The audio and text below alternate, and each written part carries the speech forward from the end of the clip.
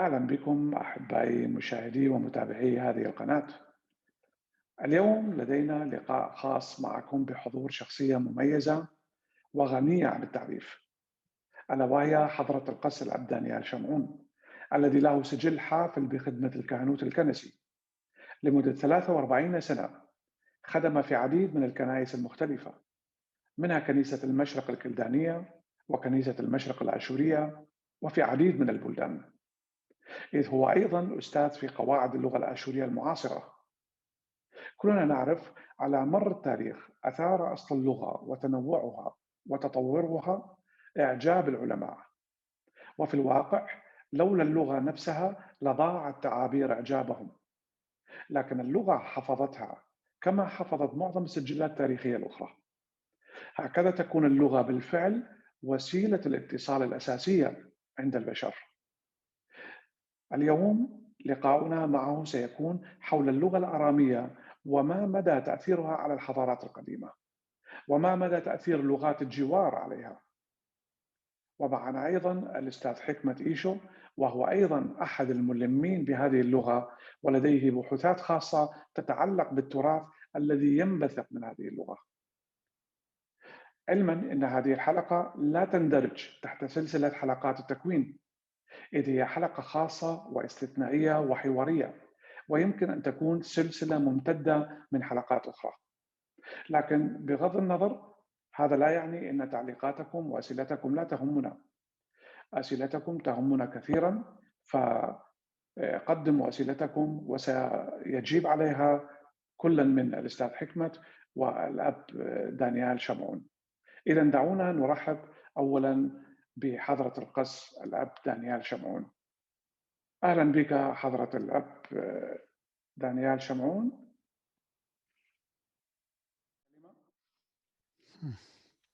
شكرا أستاذ آدم، يشرفني أن أكون معك في قناتك لنتحدث سويا عن هذا الموضوع المهم الذي أعتبره مهم، وأيضا أظن هو مهم لكثير من أبناء شعبنا، ألا وهو اللغة الآرامية والتسميات الأخرى والفروع الأخرى التي خرجت منها. قبل كل شيء أود أن تسمح لي أن أقدم نظرة سريعة هيك تاريخية عن اللغة هذه ومن نعم. الذي تكلم بها، لأنه ليست هناك لغة إن لم يكن هناك شعب أو مملكة تتبنى تلك اللغة أو ذلك الشعب أو شعوب الذين يتحدثون بها. وطبعا وكل لغة طبعا هي اللغة نعرف أنه هي وسيلة للتخاطب، وسيلة للتواصل، وسيلة لنقل الأفكار والمشاعر بين بني البشر الذين يعيشون في منطقة معينة، والذين طريقة حياتهم تفرض عليهم أن يتواصلوا مع بعضهم بعض. نعم. نعم. فاللغة الآرامية مثل كل اللغات نشأت بصورة تدريجية وانتشرت بصورة تدريجية. ففي البداية كما نعرف من التاريخ أنه اللغة الآرامية كانت محصورة في منطقة صغيرة جدا، هي منطقة دمشق، والتي كانت تسمى آرام، وكان مملكة صغيرة جدا. وهذه المملكة طبعا في زمن طويل جدا كانت ضمن الإمبراطورية الآشورية، لأنه استولوا عليها، وكانت ضمن هذه المملكة التي امتدت لكل أطراف الشرق الأوسط لمدة مئات السنين كما نعرف من التاريخ، سواء من الكتاب المقدس أو من اللوحات الأثرية التي عثر وجدت عليها. عثر عليها من قبل المنقبين والآثاريين وما إلى ذلك. طبعا يقال أنه سكان بلاد النهرين طبعا، طبعا اليونانيين سموهم ميزوبوتاميا، يعني بين النهرين، لكن هي أوكي. خطأ. لم تكن فقط يمكن بالبداية بين النهرين دجلة والفرات، ولكن كانت المنطقة التي فيها يجري هذان النهران دجلة والفرات، لأن حدودها كانت أوسع بكثير من منطقة فقط المحصورة بين النهرين. المهم، فلذلك نسميها بلاد النهرين، أحسن طبعا، مثل ما تسمى أيضا باللغة الآرامية واللغة السريانية والآشورية والكلدانية بيت نهرين. بيت بيتنا. نهرين تسمى. نعم، عفوا أبونا، نهرين عفوا مو سؤال، نهرين، قسم من عفوا سؤال أبونا، عفوا. إذا تفضل. التسمية بلاد ما بين النهرين، هل هي تسمية خاطئة؟ نعم، نعم، تسمية جزئية مو كاملة. مو بلاد بين النهرين أو وادي الرافدين، لا، إنما هي بلاد الرافدين، يعني المنطقة التي الرافدين دجلة والفرات يجرون فيها. تمام. الآن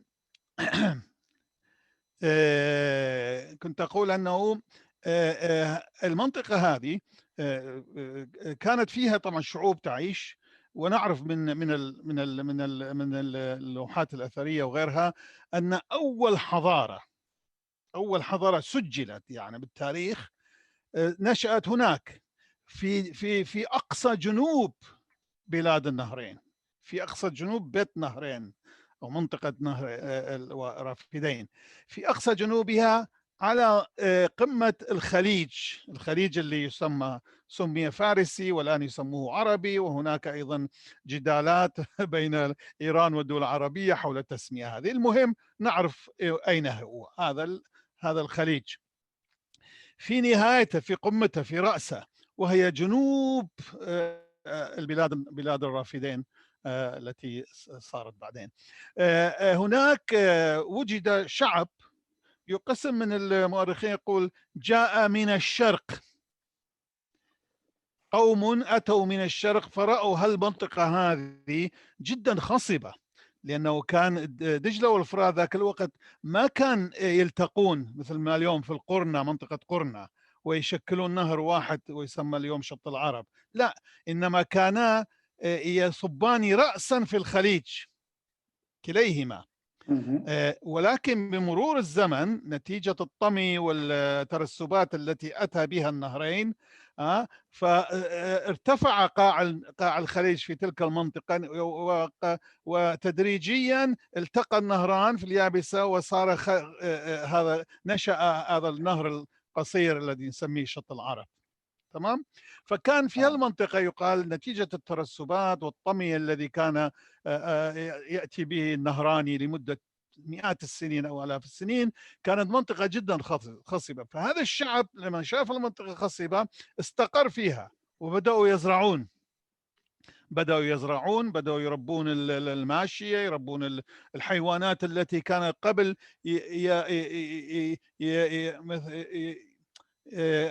قبل كان يجرون خلفها لكما يصيدوها ويتغذون بها. حاولوا أن يدجنوها، سووها أليفة، فنشأت. وطبعا بدأوا يبنون لكما يستقروا، يبنون ليست خيام متنقلة وإنما مساكن يبنون من الآجر، من الطين هناك، ويعملون قوالب ويطبخوها بالنار ويبنون بها. فنشأت أول مدن المدنية. ليش تسميها المدنية؟ وبعدها حضارة. شو الفرق بين حضارة والمدنية؟ الحضارة هي المدنية زائدا الثقافة من الأدب واللغة وغيرها. المدنية هي فقط البيوت، المساكن التي يعيش فيها. ولكن عندما بدأوا يبنون ويستقرون واقتصاديا صاروا أحسن وحالتهم المعيشية صارت أحسن، بدأوا يفكرون بالأمور الأخرى، بالأمور العلمية المعرفية، بالمعرفة. فتطورت تدريجيا الحضارة. بنوا الحضارة الأولى، حضارة السومرية، وهذا القوم كان اسمهم سومريين حسب ما يقولون لنا الآثاريين من اللوحات أو التنقيبات الأثرية التي حصلوا عليها. فبدأوا هذه، وبعدها يقال أنه ظهر شعب في شمال منهم، في المنطقة التي النهران يقتربان مع بعضهما، وهي منطقة بغداد وأبو غريب. هاي منطقة ما كل من دجلة وفرات يقتربون. شعب آخر سمي بالأكاديين. هذا الشعب كان من ميزاتهم أنه كان عندهم شعر طويل ولحية كانوا يصيبون لحيتهم. إنما السومريين حسب طبعا التماثيل اللي وجدوها واللوحات وجدوها، السومريين كانوا يحلقون رأسهم ووجههم، كانوا يحلقوها، وفي تماثيل هيك. لكن الأكاديين بالعكس كانوا لهم شعر طويل ولحية طويلة. المهم، فصار احتكاك بين هذا الشعبين. وطبعا الأكاديين كانوا أكثر بسالة من ناحية الجيش والحرب وهذه والقوة من السومريين. استولوا على المنطقة كلها وأخذوها وأخضعوا السومريين، أخضعوهم واستولوا على كل منطقة شنعار يسموها، سهل شنعار. هذا السهل نعم هو محصور بين الدجلة والفرات، مو بلاد النهرين كلها، إنما هذا السهل هو محصور بين منطقة كان يشبهوها المؤرخين، أنا قارئ كتب قديمة من زمان يشبهوها رأس السمك مقلوبة، يعني سمك اللي تحت ماكو راسه، دجلة وفرات هيك بالخليج، هذا رأس السمك، بعدين يكون جسم سمك، بعدين يكون الدجلة وفرات ذيل السمك، يشبه ذيل، كان يشبهوه ذيل السمك. ففي هالمنطقة هذه المحصورة بين الدجلة والفرات من الخليج إلى منطقة تقديم بغداد الحالية، هاي كان يسموه سهل شنعار، كان سهل جدا، خصب أيضا. فأكاديين يبنون أيضا مدن، فصارت المدن هذه ما نطولها، صارت المدن مختلفة من أور وأوروك ولقش وبابل وهاي، فصارت هالشكل. بعدين يقال أنه طلع من بابل واحد وراح إلى الشمال، أكثر شمالا، وبنى مدينة صغيرة هي أثرها موجودة اليوم قرب شرقات الموجودة في جنوب الموصل، وسموها الآثرين يقول آشور، ولو هاي ما مذكورة بالكتاب المقدس، اسم مدينة آشور، اسم آشور مذكور طبعا، مثل ما أنا شفت اسم آشور مذكور. نعم، الشريط وهذه حكيت عن الآشوريين في الكتاب، ولكن آشور كان، وهذه هي الظاهر أول مدينة سميت باسم الذي بناها، هذا الذي خرج من بابل، وهي مذكورة بالكتاب المقدس أنه أثناء لما كان يملك على منطقة بابل نمرود خرج آشور الذي كان أحد أولاد سام حسب الكتاب المقدس، حسب أولاد سام ابن نوح الكبير، خرج من هناك وراح وبنى هالمدينة آشور، وبعدين بنوا نينوى نمرود الذي بناها. نعم، الكتاب المقدس يقول إنه نمرود كان جبارا أمام الرب وبنى هذه المدينة. هي يقول أنه أول مملكته الأولى كانت بابل وأوروك وشو اسمه ومدن أخرى اللي في المنطقة، يعني نمرود لكن بعدين طبعا النص يقول، هذا ذكرته أنا بالحكي مالتي، هناك نسختين. النسخة الأكثر شائعة بالترجمات هي أنه ومنها خرج آشور وبنى مدينة رحبوت وكالح ونينوى، وهذه الترجمة الأخرى فيها يقول منها خرج، يعني هو نمرود إلى آشور، ذهب إلى آشور، يعني معنى في حسب النص أنه آشور كانت موجودة قبل ذلك نمرود راح إلى آشور، ومن هناك بنى المدن الأخرى بنى المدن الأخرى. نعم. تمام. ففي الحالتين المهم كانكو آشور، كانكو مدينة اسمها آشور مدينة. نعم. ولا فبنى ولا وطبعا توسعوا ومدن أخرى. مدينة ولا إمبراطورية أبونا؟ لا، قبل مدينة بس اسمها آشور كانت، اللي هي أثارها في شرقات، بعدين صارت إمبراطورية، ما تولد في ليلة ولا تدريجيا. طبعا شلون صارت إمبراطورية؟ أنه هذول الناس اللي سموا باسم الذي بنى المدينة الأولى آشوريين، بنوا بعدين مدن أخرى، طلع منهم ناس، وهذه بنوا مدن أخرى في المنطقة، مثل واحدة اسمها نمرود أو كالح، ونينوى ورحبوت وخرسابات وغيرها من المدن اللي نعرف. فصارت هذه. بعدين هذول الناس الآشوريين اللي بالشمال هم صاروا أقوياء جدا، فهاجموا وأخذوا احتلوا سهل شنعار وبابل وكل المنطقة الجنوبية من هذا الوادي الرافدين. من هذا الوادي الرافدين، نعم. من هذا الوادي الرافدين. فيواشيوش طبعا هذول استولوا على كل المنطقة. بعدين مثل ما نعرف أنه صاروا كثير أقوياء. طبعا هذا إمتى؟ من بين 1500 قبل الميلاد إلى 500 قبل الميلاد، أو 600 1500 قبل الميلاد كان موسى، وإلى 600 قبل الميلاد. في هالزمن هذا أكثر توسعوا. قبل كانوا موجودين بس ما كان لهم كثير تأثير، ما كان لهم تأثير كثير. أوكي.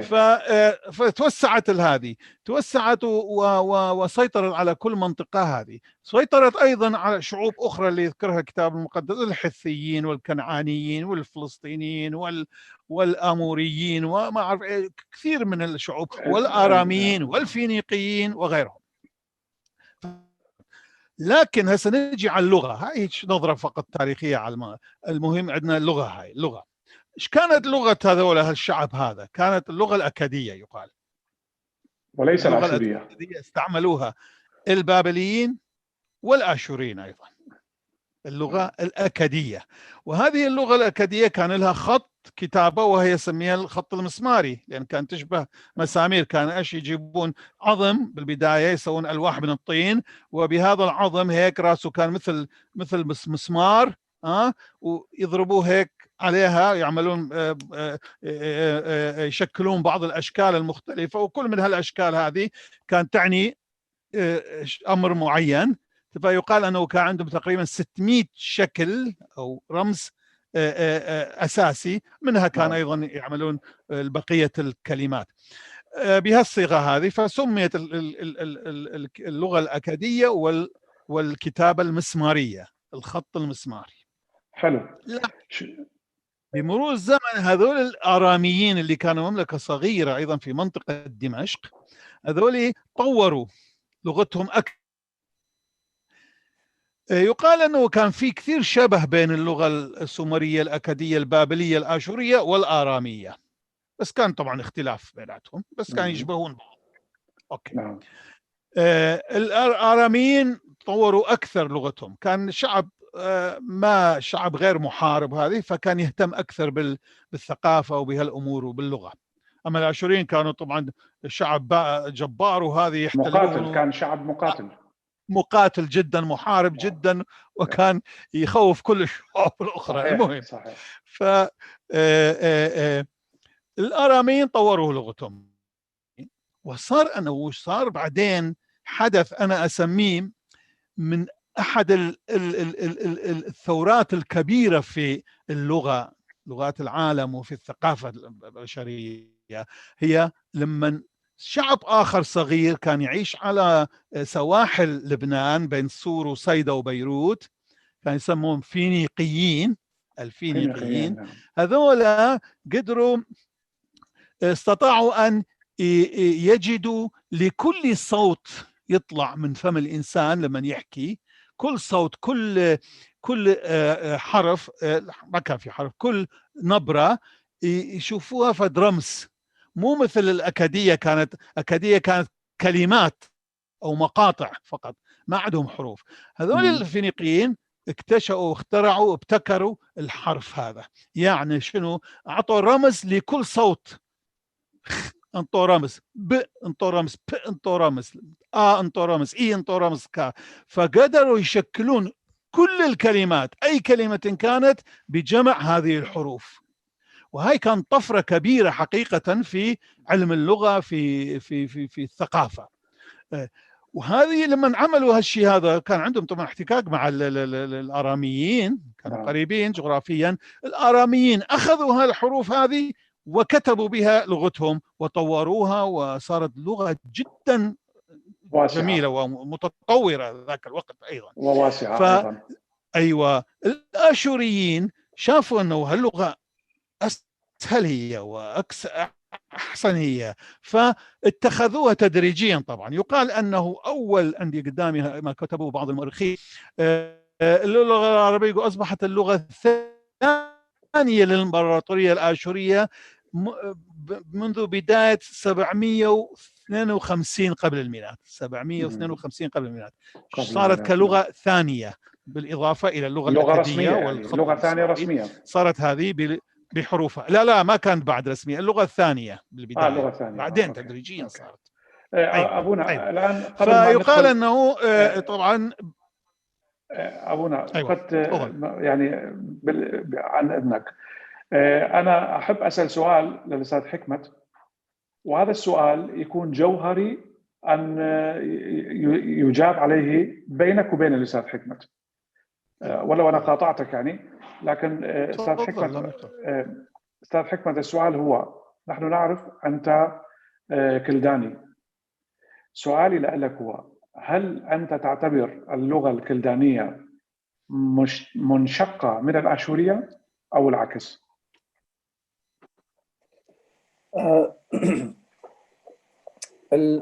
اللغة الكلدانية أو اللغة الآشورية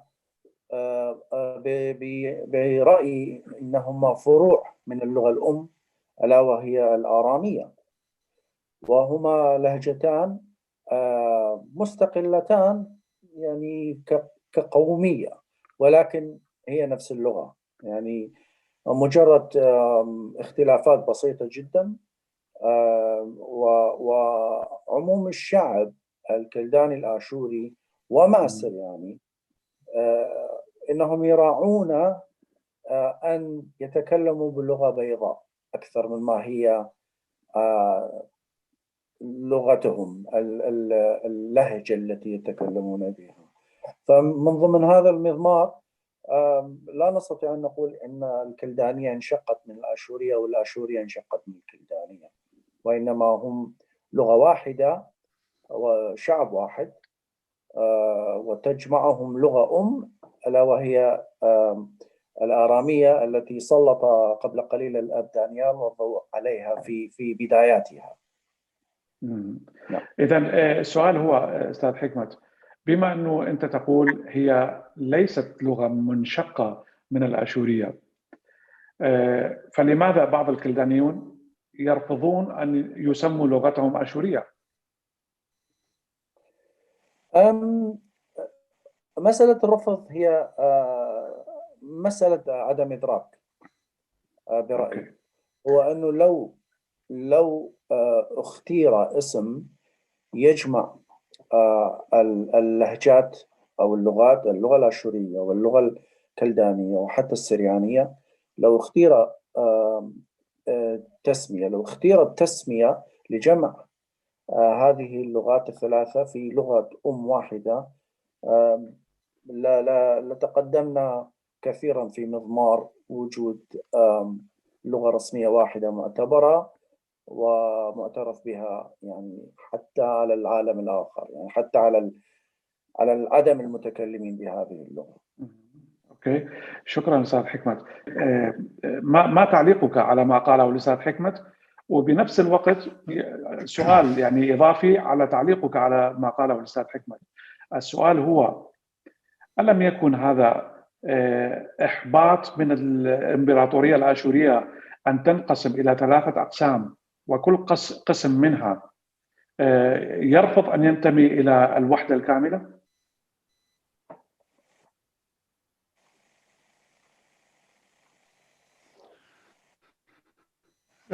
طبعا لازم نميز بين الإمبراطورية وبين اللغة. مثل ما قلت لك، اللغة أساسها آشوريين بعدهم، وبعدين مثل ما قلنا اختلطوا بها الآرامية، دخلت الآرامية تبنوها كلغة ثانية، لهذا هناك بعض الألواح موجود عليها اللغة الأكدية بالخط المسماري، ويقابلها الأسماء المهمة ومختصر إلها للكتابة هذه بالخط واللغة الآرامية. هاي موجودة كانت في هذه. فالمستشارين ما يقول أن المستشارين الإمبراطورية تبنوا لغة آرامية مبسطة في مراسلاتهم، وهاي لغة مهمة. شوف كانت مهمة جدا صارت، لأن المراسلات بين الملوك والتجار في ذاك الوقت في منطقة الشرق الأوسط كانت بهذه اللغة الآرامية المبسطة التي تبنوها مستشاري الإمبراطورية الآشورية. الإمبراطورية كانت واحدة، نعم. إذا أنت توافق على كل المنطقة. أب دانيال، أنت توافق الأستاذ حكمت على ما قاله؟ شو هذا أمر هو متأخر، لازم بعدين نحكي عنه، مو من هسه. هذا متأخر صار. هذا المسألة التفرعات صارت بعدين في وقت متأخر جدا. في البداية ما كان في هيك. فبالبداية كانت هالشكل، اللغة الأكادية والخط المسمار، بعدين اللغة الآرامية المبسطة صارت في هذه، وبعدين شافوها في كثير من الأثقال البرونزية، كانوا اللي كانوا تجار يثقلون بها يوزنون، مكتوب عليها بالمسماري وبالآرامي. هذه صارت طبعا وقت الملوك، أسماء الملوك أيضا كان مكتوبة على بعض النقود أو ما شابه ذلك، أسماء الملوك باللغة المسمارية وباللغة الآرامية والخط. يعني طبعا نفرق أيضا لازم بين الخط واللغة. شوف يعني كثير من الأمور لازم نميز بها، ميز بين الحكم والإمبراطورية واللغة، وبعدين اللغة بين لغة تنقسم قسمين، الخط والكلام واللسان. تمام. في هذه الأمور لازم كثير ننتبه لها حتى لا يختلط علينا الأمر. تمام. فصارت هسه نجي، خلينا نجي الآرامية. الآرامية تدريجيا بدأت تكبر وتنتشر، تتعمم بالإمبراطورية الآشورية. لا ننسى هذه، ما كانت غير مملكة واحدة، إمبراطورية آشورية بها تحت حكمها مماليك مختلفة. وهذا هو طبعا الفرق بين إمبراطورية ومملكة. تمام. شنو الفرق بين إمبراطورية ومملكة؟ كل المماليك ليست إمبراطوريات. صحيح. بعض الإمبراطوريات هي تلك المملكة التي تتضمن مملكات كثيرة أخرى داخلها، تستعمر الجوار. وخاصة الآشوريين كانوا محاربين، كانوا يستعمرون الجوار. ولكن لماذا لم تؤثر الإمبراطورية الآشورية بلغتها على الجوار؟ مثل ما قلت، لأنه اللغة الآرامية بالخط الفينيقي بالحروف كانت أسهل للكتابة وللتداول، وأكثر مرتبة منظمة من اللغة الأكادية اللي كانوا يستعملوها والكتابة المسمارية. اللغة والكتابة المسمارية الأكادية الآرامية مثل ما نقول نجحت، تفوقت عليها، فتبنوها. الإمبراطورية الآشورية تبنت اللغة هذه طبعا تدريجيا، حتى شوف بدأت من سنة 752 قبل الميلاد إلى 140 فقط قبل الميلاد. يلا انتشرت الآرامية وأخذت مكان اللغة الأكادية والخط المسماري. ولكن مع ذلك يقال أنه هناك شافوا بعض اللوحات اللي كانت تتكلم أو عن الفلك، علم الفلك اللي كانوا مشهورين به البابليين، كان حتى بعد 140 قبل المسيح وإلى مجيء المسيح كان يكتبون بعد كان يكتبون بالخط المسماري واللغة الأكادية. فقط في الأمور الفلكية. أما الأمور التجارة والمراسلات بين الملوك والأمراء وهذه كانت تصير باللغة الآرامية، الأمور المدنية. أيوة باللغة الآرامية. فإذا خلينا نقول أنه مع مجيء المسيح اللغة الآرامية كان هي احتلت، كان هي صارت لكن اللغة العامة في الإمبراطورية في جميع أجزاء الإمبراطورية الآشورية، من لبنان وسوريا وفلسطين وأردن وعراق. فكانت اللغة الآرامية. تمام. بس لغة آرامية مبسطة شوية، فتطورت طبعا اللغة الآرامية أيضا صار بها تغيير كثير.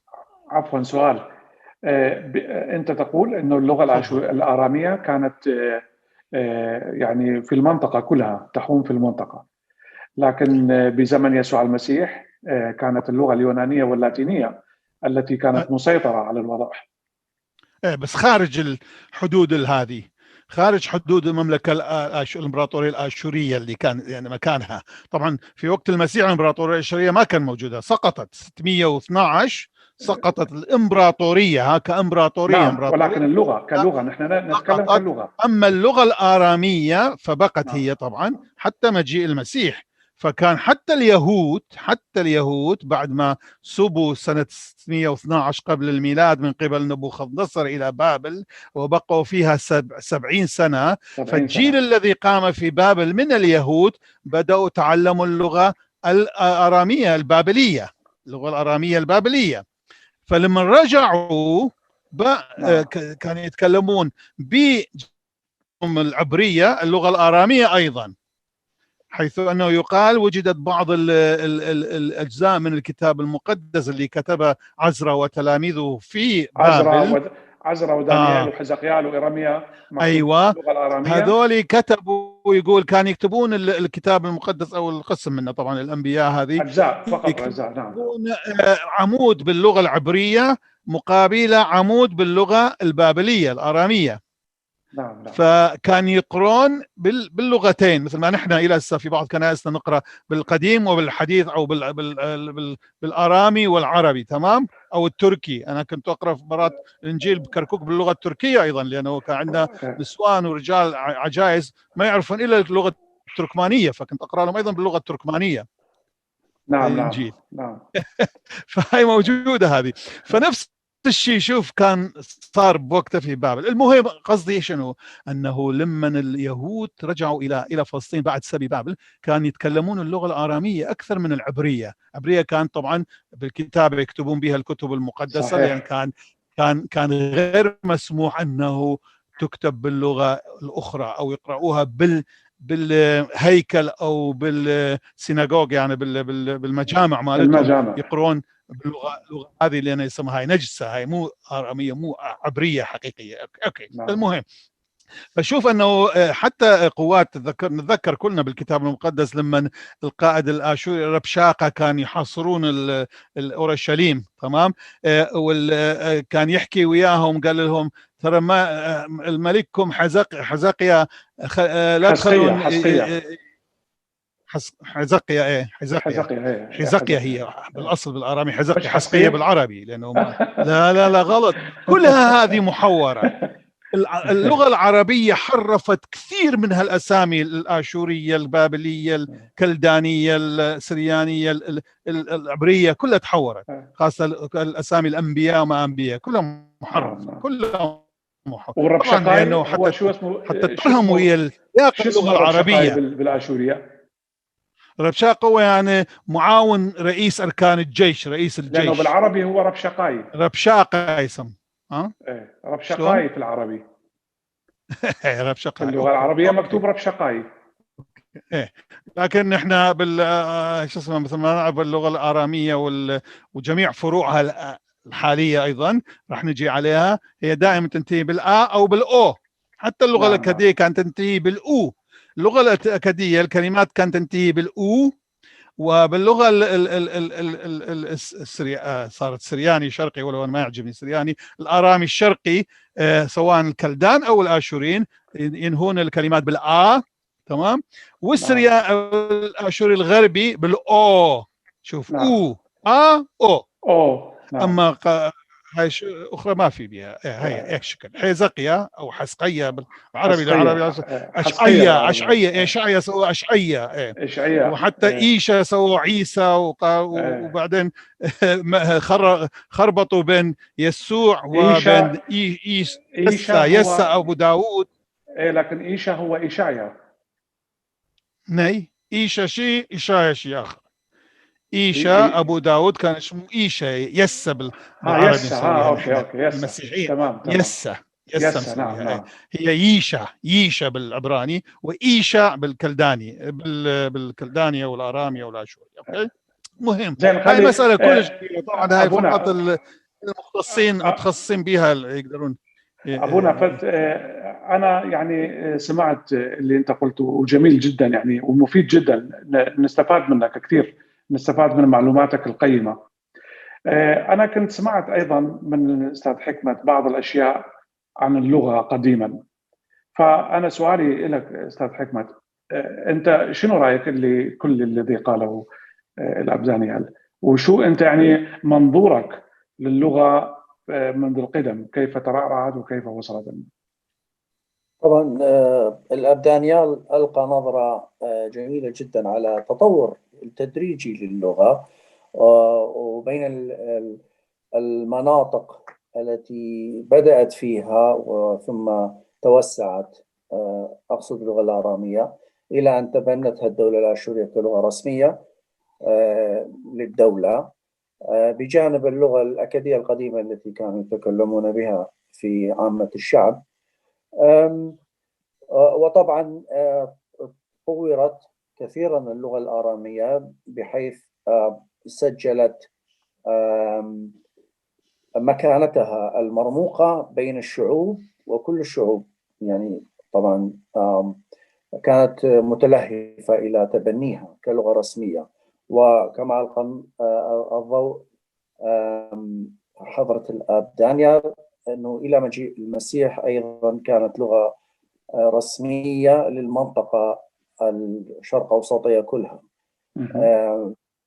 وبالفعل يعني كما نعرف أنه تكلم بها المسيح، وهناك مذكورة في عدد من الإنجيل وأعداد أخرى من الكتب التاريخية المسجلة وقت ذاك. طبعا اللغة الأم هي الأساس في تقدم الشعوب وتطورها، لأنها كانت سمة راقية بالنسبة لأي مملكة أو دولة. طبعا كما ذكر الأب هناك كانت مماليك أخرى، وهناك قصة جميلة جدا، يعني احتمال أنا سابق الأوانها في بعض الشيء أن أذكرها، وهي أنه في زمن المسيح كانت هناك مملكة أورهي المتواجدة على أطراف تركيا والعراق. في وقت ذاك كان ملك تلك المملكة اسمه أبجر. أكيد الأب دانيال على اطلاع بهذه القصة. نعم، لكن هذه القصة التي ذكرتها طويلة نوعا ما، احتمال نتطرق إليها تدريجيا، لأنها من ضمن، يعني أنا أعتبرها دلائل حقيقية تشير إلى أن اللغة أثرت كثيرا على المماليك والإمبراطوريات أيضا في ذلك الزمن. شكرا على التوضيح أستاذ حكمت. أب دانيال، ندخل بالعصر الحديث ولا في هناك أمور أيضا يجب أن نوضحها؟ لازم نوضحها يا واش يعني تدريجيا نجي للعصر الحديث، وإلا راح نسبق الأحداث هذه.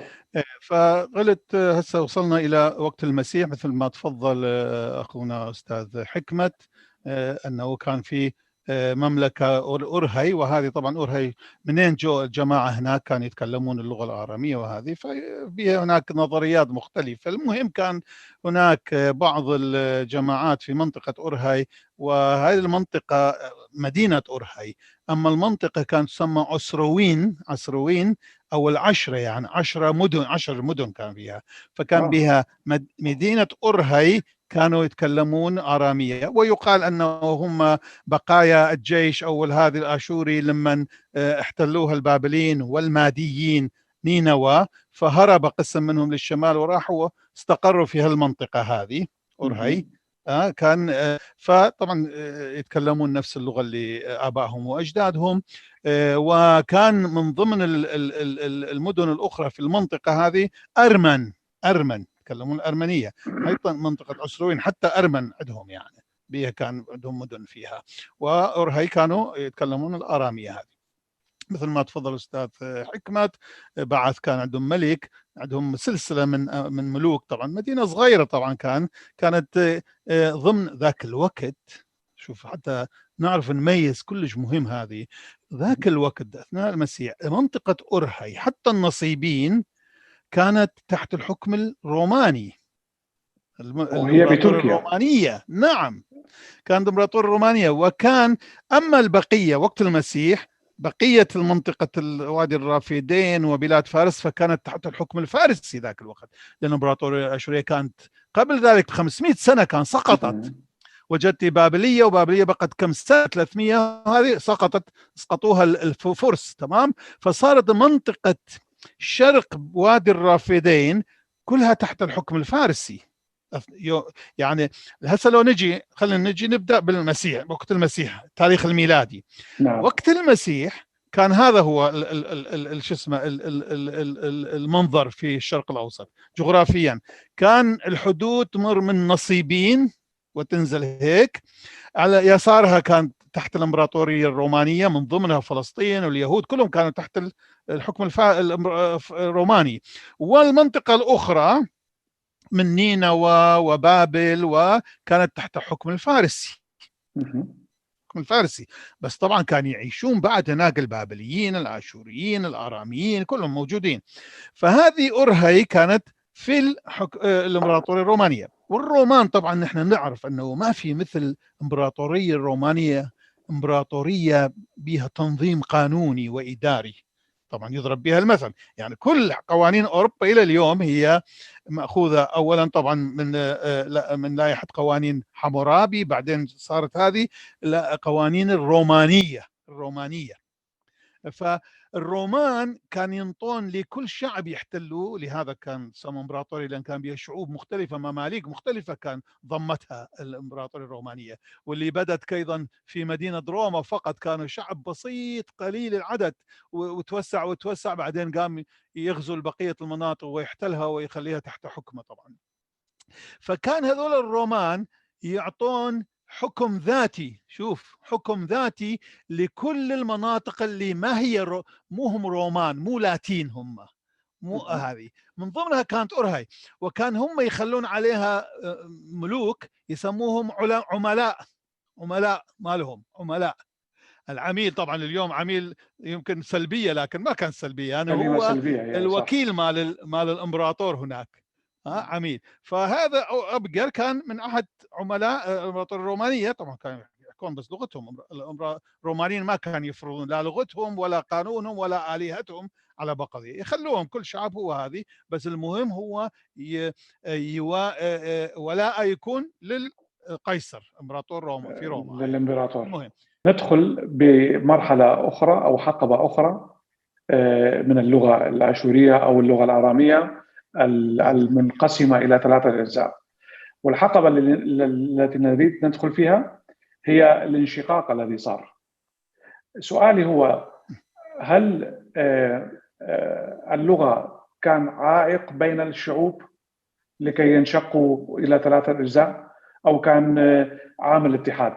ماذا ترى بهذا الشيء؟ لا، اللغة هي طبعا عامل الاتحاد، عامل وحدة بين الناس، لأنه لماذا أصبحت اللغة هي وسيلة تعارف، وسيلة التواصل، فإذا هي يتواصلون مع بعضهم هذه.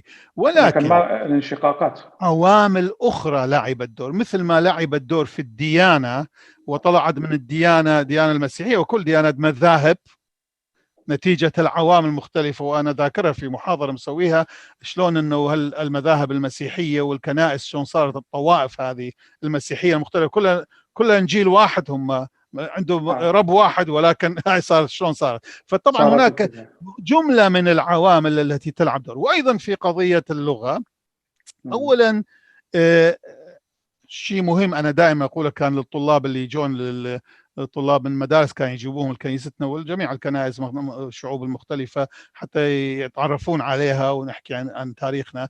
نقول لهم انه كان يسألوني هالسؤال، لأنه عندنا نحن بالسويد كثير سريان موجودين، ونص السريان الموجودين في السويد واللي هم جاءوا إلى السويد قبل الآشوريين وقبل الكلدان كانوا يسمون نفسهم وإلى اليوم آشوريين، السيرسك. السريان قصدك يعني كانوا يسمون أسيري؟ أيوة، نص السريان الذين جو وما زالوا في السويد يسمون نفسهم أسيرير، يعني آشوريين.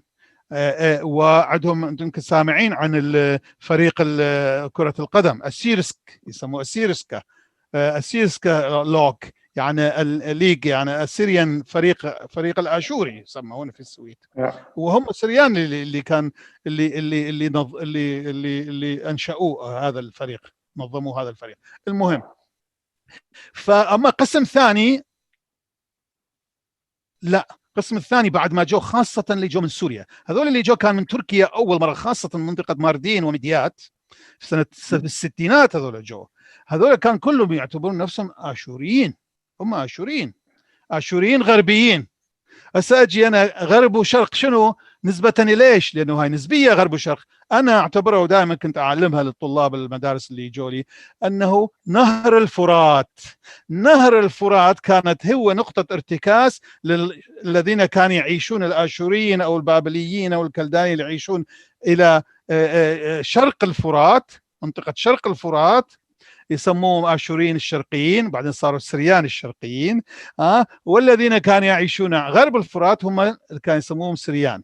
وفرق شنو كان؟ مثل ما قلت لك وأو، نحن ننهي الكلمة بالآ، هم ينهوها بالأو فقط، باللغة القديمة، ها اللغة الأصلية، باللغة القديمة. نعم. اللهجات اليوم هناك لهجات كثيرة عندهم وعندنا وعند الكلدان كلتنا. طب الفروع الثلاثة اللي هي مثل ما تفضل أستاذ حكمت، هي فروع عن نفس اللغة التي تسلسلت من السومرية، الأكادية، البابلية، الآشورية، الآرامية.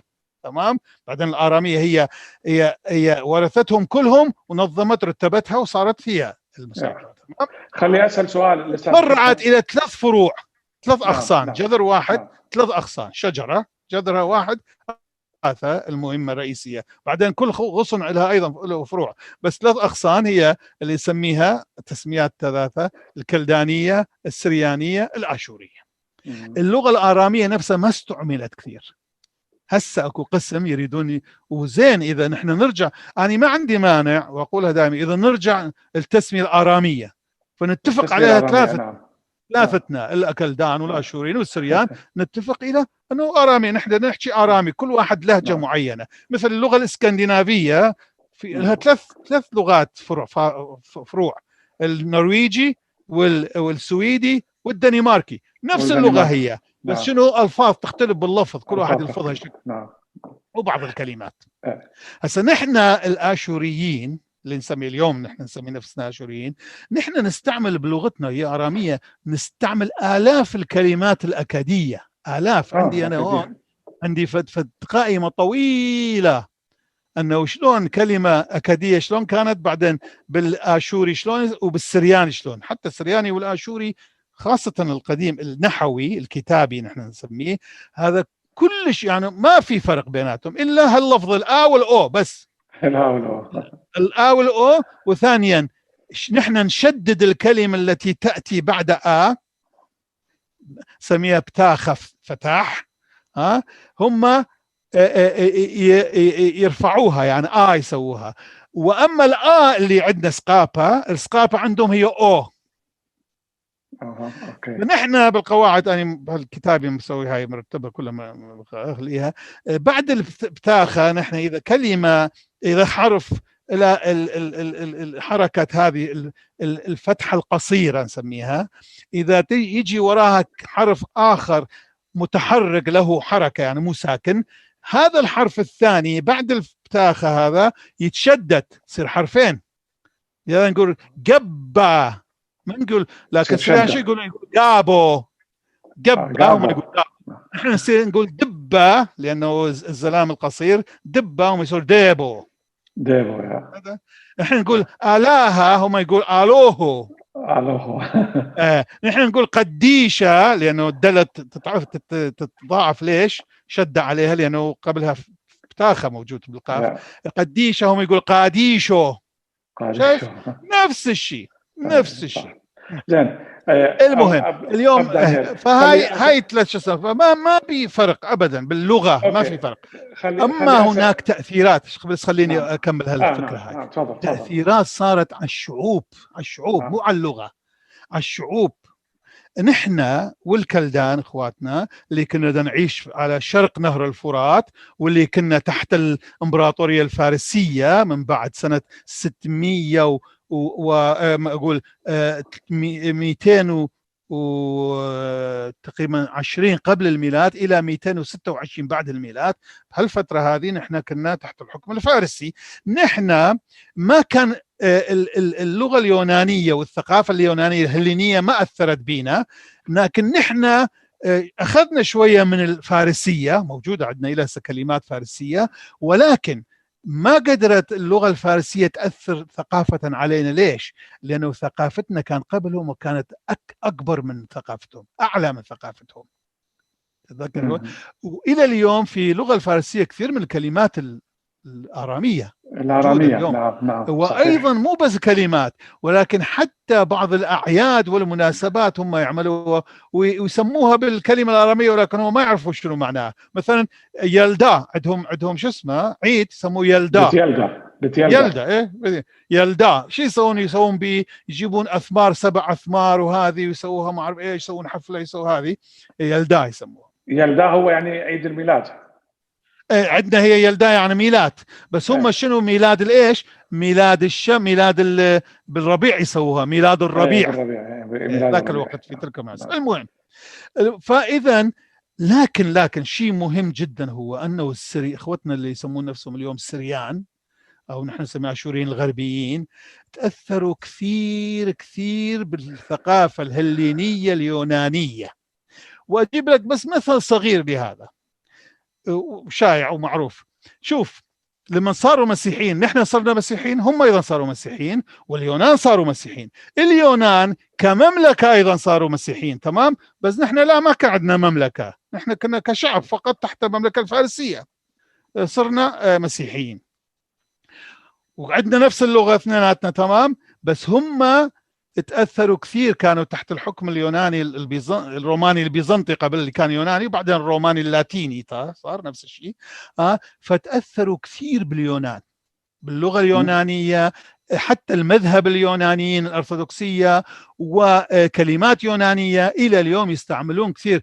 يستعملونها قريولايسون بالطقوس الدينية مالتهم. قريولايسون شنو هي؟ جاية من كيريا ليسون، يوناني هي كيريا ليسون، معناه يا رب ارحم، مارا نثراخم معلين.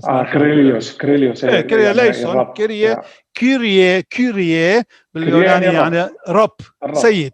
إليسون تحرحم علينا، كيريا إليسون.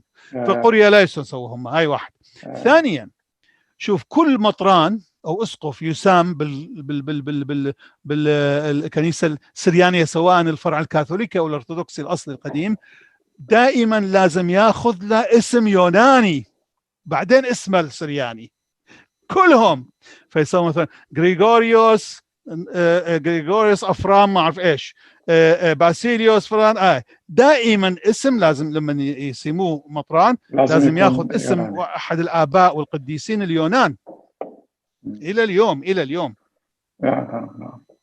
فالتأثير اليوناني والثقافة الهلينية اليونانية الإغريقية جدا على إخوتنا الآشوريين الغربيين اللي نسميهم سريان، يسموهم نفسهم سريان بعد ما جو العرب.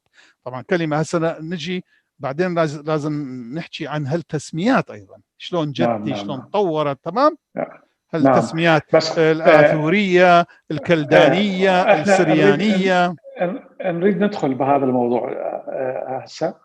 أنا راح أسأل سؤال الأستاذ حكمت، وبعدين مباشرة أسألك سؤال أبونا دانيال. سؤال هو الأستاذ حكمت، بما أنه أنت تعيش في لندن، وفي لندن حسب أنا ما بعرف، يعني أنا كنت عندك كمان في لندن، عرفت منك يوجد آشوريين ويوجد كلدان، وعلى ما أعتقد يوجد سريان أيضا.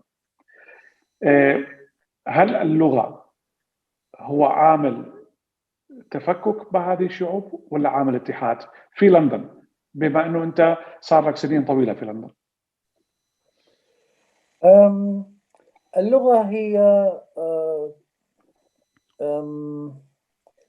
العامل الثاني في تواصل هذه المجموعات الثلاث. العامل الأول هو الكنيسة، طبعا في كنائس ونحضر كنائس بعضنا بدون أي تفرقة أو أي شيء. يعني أنا أروح عند الآشوريين كنيسة المشرق القديمة أيضا، اللي هم يحتفلون بعيد الميلاد في 7 من كانون الثاني. كانون الأول عفوا، كانون الثاني عفوا، اللي هو جانيوري 7th of January. وبعد كنيسة السريان مثل ما تفضل الأب دانيال، إنه في الكنيسة تحس إنك قريب منهم. ليش؟ لأن اللغة تجمع. يعني لا، اللغة تجمع ولا الكنيسة تجمع؟ لا، اللغة تجمع. بس اللغة أنا حسب ما أعرف اللغة هو عامل تفرقة بين هذول الثلاثة، كلداني آشوري سرياني. يعني كقوم إذا تحب تفصلهم كقوم هناك ثلاثة. احنا نحكي عن اللغة، ولما نحكي عن لغة معناها قوم. الآن كقوم هناك ثلاثة أقوام: كلدان، سريان، آشوريين. كلغة، وعندما أذهب أنا مثلا إلى كنيسة المشرق القديمة اللغة تجمعنا، لأن هي نفس اللغة. عفوا حكمة، أقاطعك أرجوك. أنت تقول كقوم، ما هي اللغة هي قوم. يعني لما نتكلم عن لغة يعني معناها نتكلم عن أقوام. القوم إذا يوجد 3 أقسام بهذه اللغة. يعني أحب أن أوضح لك هالنقطة، إنه إحنا كقوم كلنا قوم واحد، لأن اللغة تجمعنا، هي لغة واحدة نتحدث فيها. بس اللغة صارت عائق في هذه الأقوام. لا، ما صارت عائق. ليش؟ لأن أنا سألتني عن لندن، أنا أجاوبك حسب ما أنا أعيش في هذه المدينة. عندما أذهب إلى الكنيسة السريانية، اللغة أحس باللغة لغة القداس، وهذا أحس أنا قريب، لأن هي هاللغة اللي أفهمها. وطبعا بمراعاة ما ذكره الأب دانيال، إنه يستعملون حرف الواو في نهاية الكلمات. آله، قديشو، مشيحو، أنا أفهمها جيدا، ما عندي مشكلة. لا، مش مشكلة أنت تفهمها، لكن السؤال هو مش إنك تفهمها ولا لا حكمة. سؤالي هو هل يوجد تفرقة بين الكلدان والآشور والسريان؟ هذا سؤالي. يعني هل الكلداني يرى إنه مثل الآشوري والسرياني، ونفس الشيء ينطبق الأمر على الآشوري والسرياني؟ هناك تمييز ما بين الثلاث جماعات. يوجد. يعني هذا السبب سألتك. أنا لي أصدقائي آشوريين وأصدقائي سريان، فما أحب يعني أذكر بأنه ينتمي إلى الطائفة الفلانية والجماعة الفلانية. بس لو تحتم الأمر أنه توجه إلي سؤال عن شخص ما، قد أذكر مثلا طائفته أو جماعته، وأقول هذا السرياني مثلا، يعني مرقس سرياني، توما كلداني. إذا صارت 3 انشقاقات. ليست بمعنى الانشقاق التام اللي هو يعني بعيد كل البعد عن اتحاد هذه الجماعة في يوم من الأيام. لا، احنا باعتبار يعني جماعة واحدة، يعني نفرح مع بعضنا، نحزن مع بعضنا. إذا هناك فرح في جماعة سريانية، أنا مدعو أذهب. لكن يبقى هناك 3 تسميات. يعني بالمعنى الدارج نعم، 3 تسميات. هناك 3 تسميات، ولكن اللغة تجمعنا، مع العلم أنه يعني فيها بعض الاختلافات في لفظ الكلمات ولفظ الحروف، قسم من الحروف، ولكن بالأول والأخير هي لغة واحدة. أوكي. سؤالي لك أب دانيال، يعني مع كل احترامي لك أنت كقس في كنيسة، سؤالي يتوجه إلى رجال الدين. هل كان دور لرجال الدين بتفرقة هؤلاء 3 الشعوب؟ سؤال جميل وسؤال محرج في نفس الوقت. شوف، لما صاروا المسيحيين 3 هذول الفروع، الكلداني والآشوري والسرياني، صاروا كلهم مسيحيين نفس المسيحية. في 300 سنة وايضا اليونان والاقباط المصريين يعني والرومان كلهم مسيحيين كانوا. 300 سنه الاولى من المسيحيه كانوا ما يفرقون مع بعضهم، كلهم اخوه. بدات التفرقه ومذاهب انشقاقات، وهي اثرت طبعا. احدى العوامل التي ادت الى التفرقه بين السريان والكلدان والاشوريين ايضا المذاهب المسيحيه، الدين المسيحي، رجال الدين بس مو الدين نفسه، لكن التدينات مال الناس هذول جماعه. هسه راح اجي اقول لك يعني رجال الدين وما رجال الدين والملوك والامراء وغيرهم. تمام. فهذه شوف بين المسيحيين كعامه ما كان في مشكله، كان طبعا في هناك كل واحد يفسر شكل نفس الرساله، نفس الحقيقه الايمانيه يفسرها بطريقته، طبعا لازم، لانه كان كل واحد عنده على ظهره ارث تاريخي، ارث ثقافي وفلسفي كبير. تمام. نحن بين النهرين نحن كان عندنا ارث ثقافي وفلسفي طويل. تمام. كان عندنا ثقافه، حضاره من اولى الحضارات. فطبعا لما اخذنا المسيحيه وتعاليم السيد المسيح، نفس الانجيل هذا، نحن فسرناه بلغتنا، بحضارتنا، بثقافتنا، بالوسائل والادوات اللغويه والثقافيه مالتنا. تمام.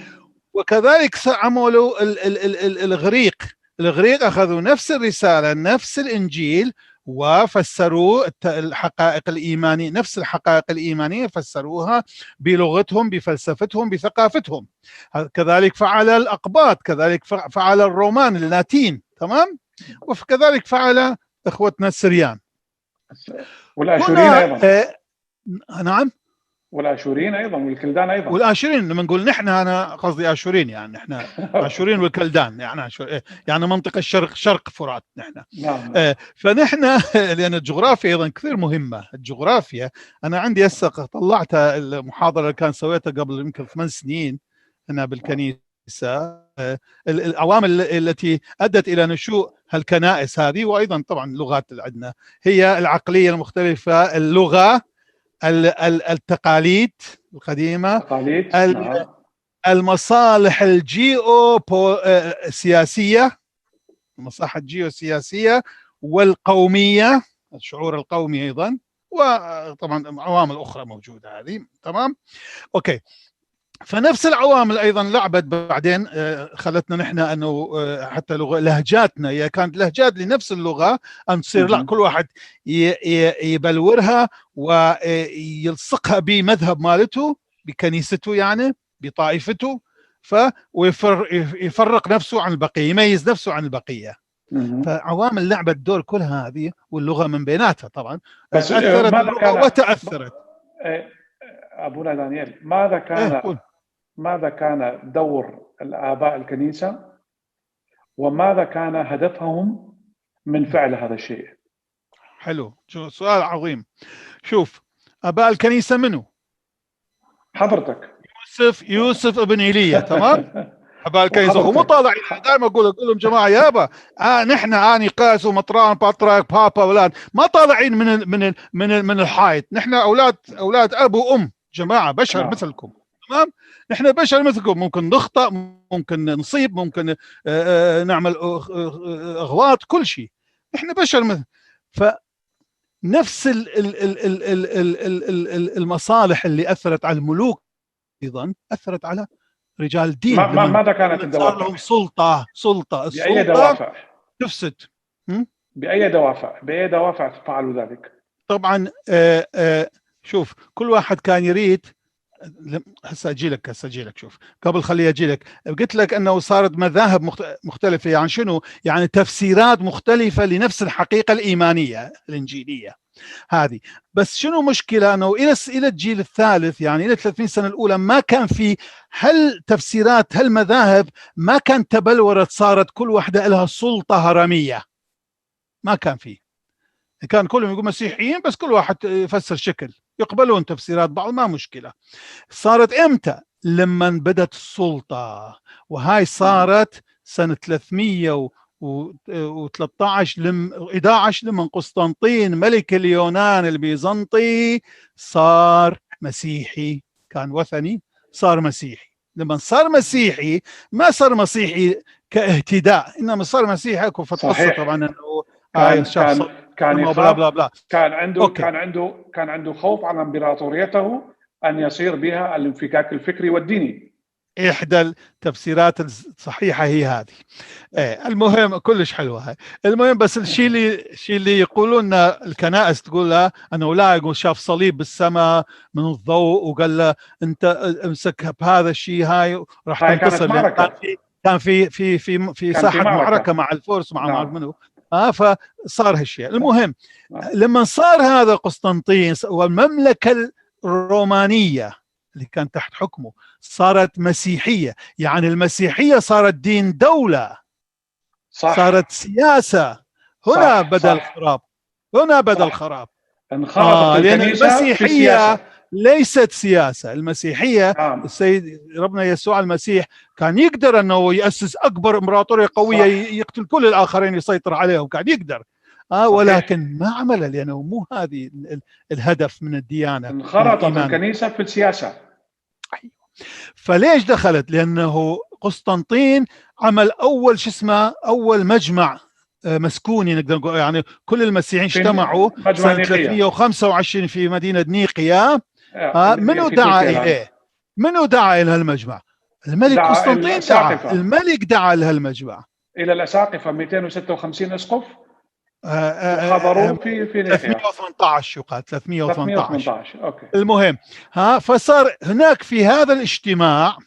طبعا يقال أنه حسب ما موجود عندنا كتب، الأساقفة أو الرؤساء الدينيين من مناطق مختلفة من الإمبراطورية الرومانية، ليبيا، من مصر، من إسبانيا وإلى فلسطين وأردن ومصر كلها، والإمبراطورية الفارسية اللي كنا نحن فيها، نحن والكلدان والهذه. تمام.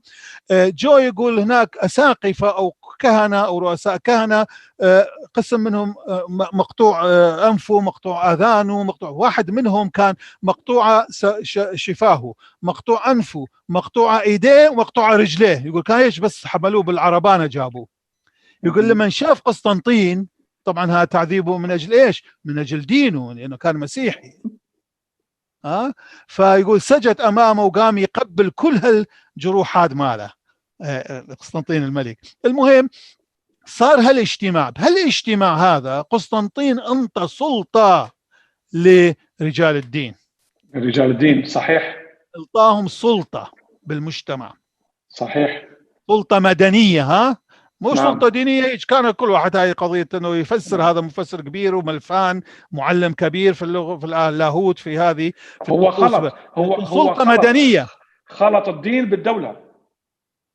سلطة مدنية انطاهم ذاك الوقت. طبعا لمن واحد، يعني انا نفسي ليش كنت دائما كنت اتجنب ان اخذ سلطة، أن يكون لي مركز، لأن أعرف السلطة تفسد، خاصة يعني رجل دين. يعني خاصة رجل دين لما يكون له سلطة مدنية هاي تفسده، طلعوا من إذا نرجع إلى سؤالنا أبونا دانيال، هل السلطة التي تتكلم عنها أنت هي التي فرقت بين هؤلاء الثلاث الشعوب، كلدان، آشوريين وسريان؟ إحدى العوامل المهمة هي السلطة. لأنه وهذه السلطة نستطيع أن نقول انبثقت من رجال الدين، يعني من الكنيسة. انطاها الملك إلهم، ملك انطاهم السلطة هاي، سواء لهم نفوذ مدني بالمجتمع المدني. نعم. لا بس نحن نتكلم عن الكلدانيين والآشوريين والسريان. هل هذه السلطة استخدمت خطأ على هذه الشعوب؟ طبعا مو بس كلدان سريان. ليش كم واحد قتلوا من بعضهم الكاثوليك والبروتستانت بالآلاف؟ كم واحد استخدموا السلطة؟ الكاثوليك والأرثوذكس بالآلاف قتلوا من بعضهم. نحن همزين ما قتلنا من بعضنا نحن والكلدان لم يستخدموا، بس انه زعلنا على بعضنا، بس هم قتلوا من بعضهم، قتلوا. إذا لم يستخدموا السلطة بطريقة سليمة. طبعا. اوكي. أسألك سؤال. هو لازم انت تعرف شلون لما واحد يصير سلطة يكون مسؤول عن جماعة يصير الجماعة ايضا تكوكوا حتى يعمل هيك وعمل هيك عمل، فهو تنفخه، ينتفخ لما ينتفخ يحاول أنه يسيطر أكثر وأنه يقوي سلطته، وكل من ليس يخالفه أو ليس مثله يضادده، تمام، يصير ضده. أسألك سؤال سبب أبونا دانيال، سؤال لحضرتك أنت، سؤال شخصي. أنت لما كنت راعي كنيسة كيف كنت تنظر لهذول الثلاثة طوائف؟ نظرة إنسانية. أقول أهلا وسهلا، أنت كلداني تشعر أنك أهلا وسهلا على العين، أنت أشوري أهلا وسهلا على العين، أنت كاثوليكي، أنت بروتستانتي. حتى البروتستانت أنا جايبهم كارزين بكنيستي وصارت قيامة قامت بوقتها. أنا حتى أنت تعرف يمكن زين وحكمة يعرف أنه مو بس بين الكاثوليك والأرثوذكس والنصارى، نحن كنا مذهب نسطوري كان يسمونهم، تمام، النساطرة كورس. وانا ما استحي، انا اتشرف بهذا المبدا النسطوري، لانه بعدين اقول لك لان هذه مساله عميقه جدا فلسفيه. سموا بهراتقه. ايه طبعا سموا هراتقه من قبل الكاثوليك والارثوذكس، بعدين الكاثوليك سموا ارثوذكس هراتقه. نعم. هم ارتقوا بعضهم قبل هرطقونا نحن. اول من هرطق في تاريخ المسيحيه والكنيسه هم نحن سكان بين نهرين الشرقيين، الآشورين والكلدان نسمي نفسنا نحن، لأنه الكلدان أيضا كانوا إلى سنة 1550 كانوا نفس الشيء مثلنا، نفس الكنيسة، نفس المذهب، يعني هراطقة كانوا مثلنا مهرطقين من قبل الأرثوذكس والكاثوليك. صحيح. كنا هراطقة. بعدين هم هرطقوا بعضهم أيضا، فصلوا الأرثوذكس والكاثوليك وهرطقوا بعضهم. مو بس هرطقوا لكن حاربوا. الحروب الصليبية نسميها، هي تعرف قتلت أكثر من الأرثوذكس مما قتلت من المسلمين. الجيش هذه الجيش الأوروبي باسم الصليب اللي كان طبعا سموها العرب سموها صليبية، مو حروب صليبية. هي يعني حروب دينية، كان دين ما مكتوبة، لكن قتلوا أكثر من الأرثوذكس، وهم صاروا السبب بأنه القسطنطينية بعدين توقع بيد الأتراك. فشوف يعني المذاهب مع الأسف السلطة صحيح كلها سبب هي السلطة استخدمت بغير محلها. عندي سؤال وأنا أحب يعني الجواب منه من أستاذ حكمة ومنك أنت، نفس السؤال لاثنينكم. تأثير الديانة على اللغة الآرامية، خلينا نقول، ما نقول الآشورية الكلدانية السريانية، نقول اللغة الآرامية. يعني كان واضح جدا تأثير الديانة المسيحية على اللغة، إلى درجة أنه واحد يقول أنا سرايا. سرايا يعني بها مسيحي، مع أنه سرايا هي لغة، هي لا ليس لها علاقة بالدين. حلو. هل سؤالي هو، ألم يكن هيمنة الدين على هذه اللغة؟ المذاهب مو الدين، دود المسيحي لا، المذاهب طبعا. المذاهب شوف، المذاهب أثرت على كل نواحي الحياة. لما تتمذهب والمذهب يصير طائفة، شوف فرق. المذهب قد ما هو بس مذهب، يعني ما عنده مؤسسة، مو مؤسس، مو مؤسس، إنما فقط هي طريقة تفسير معينة لحقيقة معينة، تمام. عندما يكون يؤسس، تصير مؤسسة عليه، على المذهب، ذاك الوقت المؤسسات تتضارب مصالحها المؤسسات. فلما صار المذهب الكاثوليكي مؤسسة لها سلطة هرمية على رأس بابا روما ورؤساء أساقفة كهنة شمامسة ما أعرف إيش. كذلك الأرثوذكسية هيك، ونحن النساطرة هيك، والأقباط هيك. فطبعا ذاك الوقت صارت هذه. فنحن طبق علينا نحن السريان والكلدان والآشورين هيمنة الدين. إذن أبونا نعم، لما من البداية من سنة 531 في مجمع أفسس، 431 مجمع أفسس. الثاني ولا الأول؟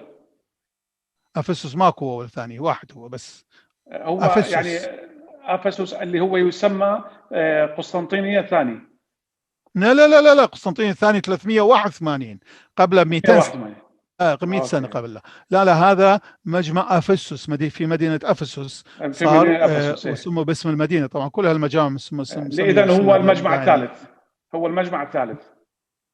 هو المجمع نيقيا وقسطنطينية وهاي وبعدين أفسس. أيوة.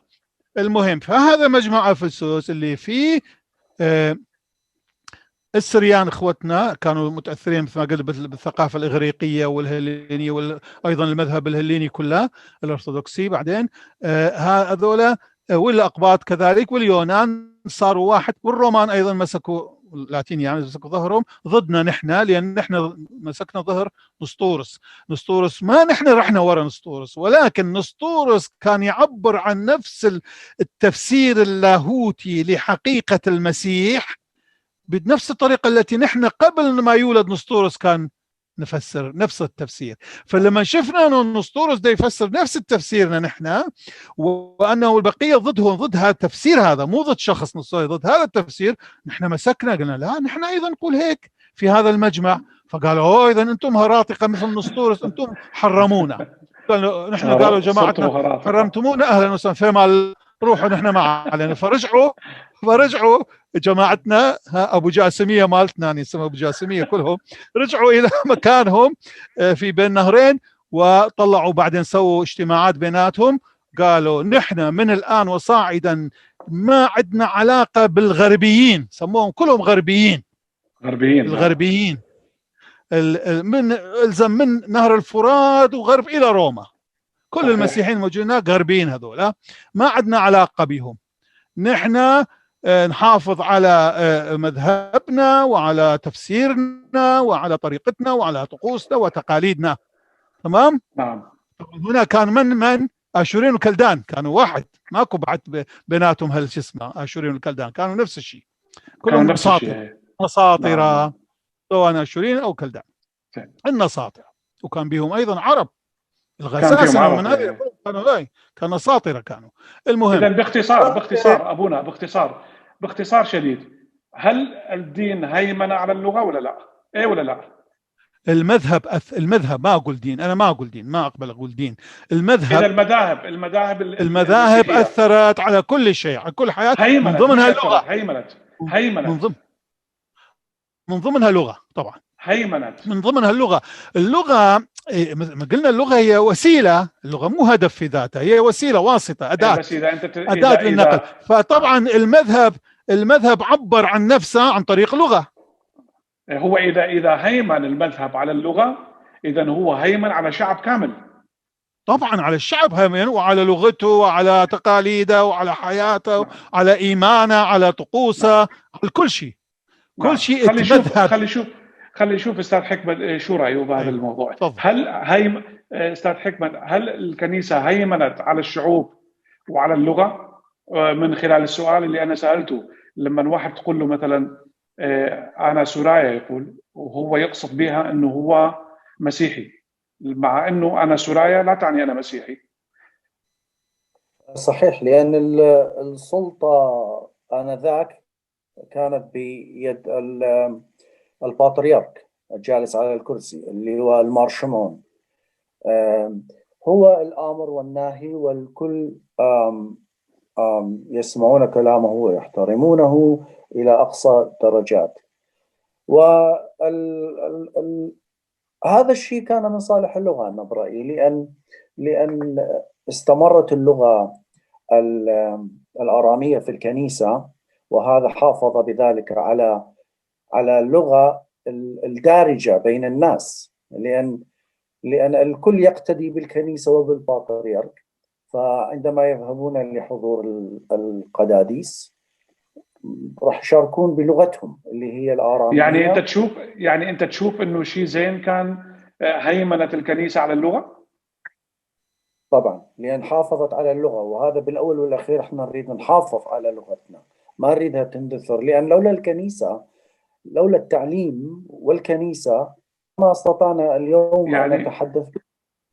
اسمح لي أستاذ حكمت، إذا أنت تقول طبعا يعني صحيح هو هيمنة الكنيسة على اللغة، إذا كان هذا شيء جيد ومن أجل المجتمع لما كان هناك انقسام في 3 طوائف أو أكثر. الانقسام سببه الكراسي، وليس إذا اللغة لا زالت تجمعنا، نفس اللغة هي. لا، نحن نتكلم على الهيمنة، على هيمنة الدين على اللغة، هيمنة الطوائف.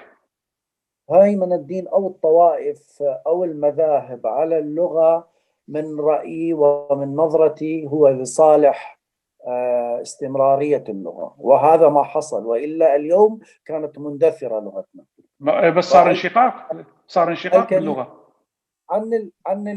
عن الانشقاقات والثلاث الجماعات، أنا أتكلم بصورة أن الكنيسة حافظت على اللغة بصورة جيدة ونقلتها إلى رعاياها بصورة جيدة جدا. من توافق أنت هذا الشيء أب دانيال؟ أنا ما أنظر إلى بهالمنظار من هالزاوية، أنه طبعا صح. هو أستاذ حكمت لغتنا واحدة، نحن اللغة لو بقت ما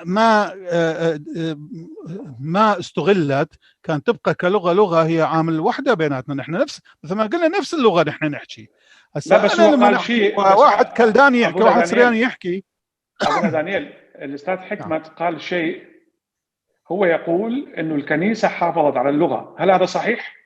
طبعا كل واحد على هاللغتها. إيه طبعا لأنه ما كان عندنا حكومة منو يحافظ على اللغة وعلى هاي. إما حكومة، إذا ماكو حكومة المؤسسة اللي بديلها. المؤسسة البديلة بالنسبة لنا نحن بالشرق، مو نقول بالغرب، المؤسسة البديلة هي كانت كنائس، الطوائف هذه المؤسسات الطائفية.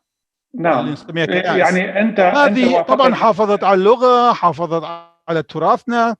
إذا طبعاً أنت توافق الأستاذ حكمت بهذه الجزئية وتقول نعم الكنيسة أو الطوائف يعني حافظوا على اللغة، إذا هم أيضا ساهموا في انشقاق هذه اللغة، لأنه انشقت إلى 3 انشقاقات. لا، اللغة ما منشقة. الناس، المؤسسات هذه انشقت، الطوائف انشقت. اللغة ما منشقة، اللغة نفس اللغة هي، بس لهجاتها مختلفة. هسه اللغة السويدية والدنماركية والنرويجية نفس اللغة هي، بس عليها ثلاث نسخ مختلفة، 3 فروع مختلفة. هي نفس اللغة.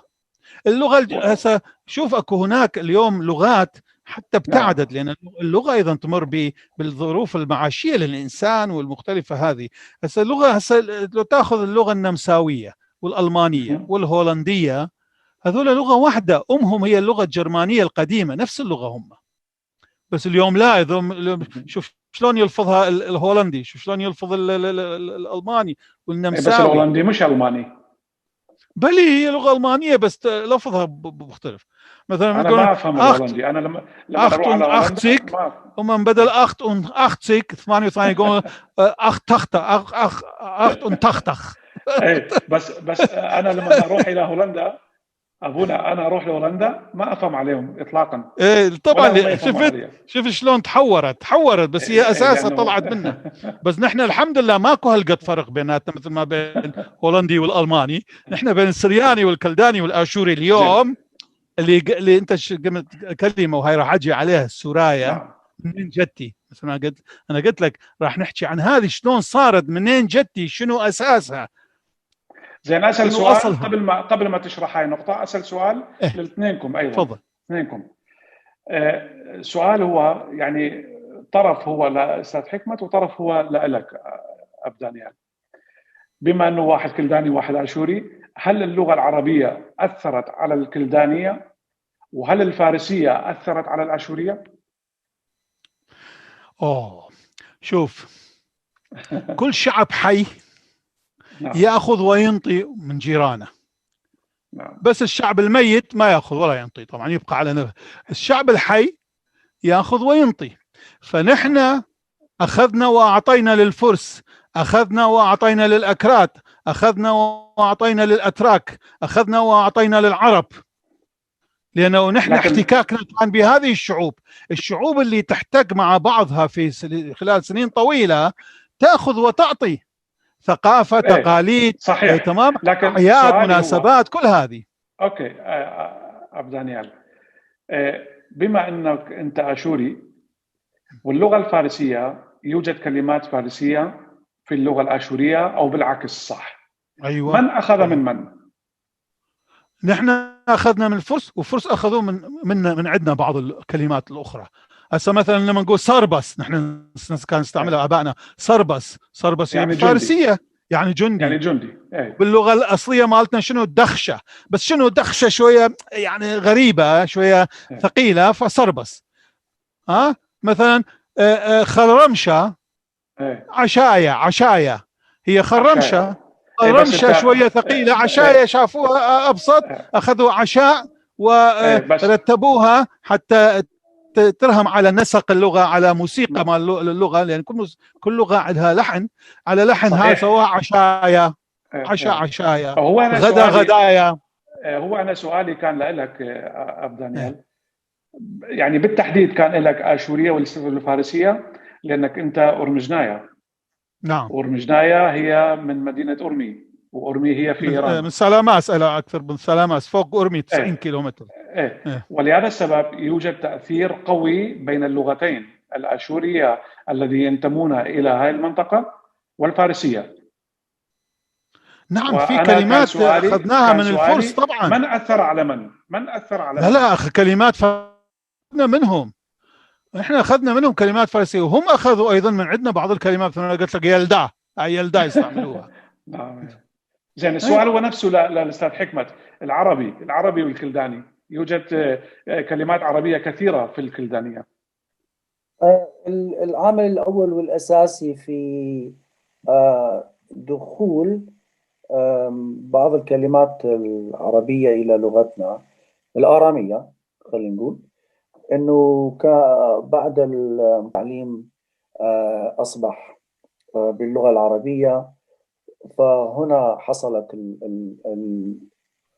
الدخيلات، يعني أو الكلمات الدخيلة على لغتنا عربية، ولفظت بطريقة معينة لتحويرها وجعلها قريبة من لغتنا الآرامية. وهذا كان السبب الأول والرئيسي يعني كان في تأثير ملحوظ من اللغة العربية على اللغة الآرامية. مش على اللغة الآرامية، على بالتحديد على الكلدانيين، يعني لأنه اللغة الآشورية فيها قليل من الكلمات العربية. فيها، لأن بطبيعة الحال لو تنظر إلى التاريخ أنه المتكلمين باللغة الآرامية من كما أوضح الأب دانيال شرق الفرات، اللي احنا الكلدان والآثوريين، انه كانت منطقة هكاري وجيلو باز وحدياب أربيل كركوك نينوي. هذه المنطقة كانوا المتكلمين بهذه اللغة الأم. ولكن الظروف اللي مرت بها هذه الشعوب، شعوبنا نقول انه تاثرت كثيرا بالمحيطين بها من الاتراك العثمانيين ومن الفرس ومن العرب من الجنوب. فهذه كانت العوامل الرئيسيه التي اثرت على دخول الفاظ من هذه اللغات على لغتنا واحتكاك المباشر بهم. يعني طبعا هم اخذوا من عندنا اكيد، ونحن اخذنا من عندهم ايضا. ولابد ان يصير تطور في لغه معينه. يعني اكيد صار تطور ملحوظ في لغتنا الآرامية. لو احنا اليوم نريد ان نتكلم بطلاقه بالآرامية لصعب علينا جدا. لو رحنا الى معلوله، لو رحنا الى معلولة في سوريا أو في صيدنايا وحاولنا التكلم باللغة الآرامية لقينا صعوبة في التفاهم مع الشعب المتكلم مطلقا بهذه اللغة. اللي هم فأكيد تأثير قوي، يعني تأثير عربي قوي على اللغة. العربي قوي صار علينا، ونحن أثرنا عليهم سواء ثقافيا أو كلغة أثرنا عليهم. ولو رجعنا إلى اللغات أيضا العربية استخرجت من الآرامية، اللغة العربية، لأن ما كان في لغة عربية. كان في مثلا في اليمن يعرب اللي نسبت إليه اللغة العربية، وإنما كانت بالأصل آرامية لا، واتخذوها ولكن أنت تقدر لا، يمكن يعني في القرن السادس والسابع اللغة الآرامية أي السريانية بين قوسين أثرت على اللغة العربية. كان في تأثير قوي من اللغة السريانية على العربية، مثل ما قال الأب دانيال إنه في هذه المنطقة كان يوجد الآراميين، كانوا موجودين. يعني سوريا هي مشتقة من كلمة سوريويو يعني سريان. فهاي المنطقة جزيرة شبه جزيرة العرب كان يوجد تأثير قوي من اللغة السريانية على اللغة العربية، هذا صحيح. طبعا. لكن اللغة العربية بحد ذاتها كلغة هي كانت لغة، لم تكن لغة مؤسسة رسميا، وإنما كانت مأخوذة من الآرامية، يعني مشتقة منها، صفات يعني جزء منها مشتقة. وحتى لو قارنت ما بين العربية والآرامية ترى أن معظم كلام العربي هو آرامي، ولكن هم الذين حوروه بطريقة لكي يمشي مع لغتهم. وإلى أن كيفما وضح لنا الأب دانيال أنه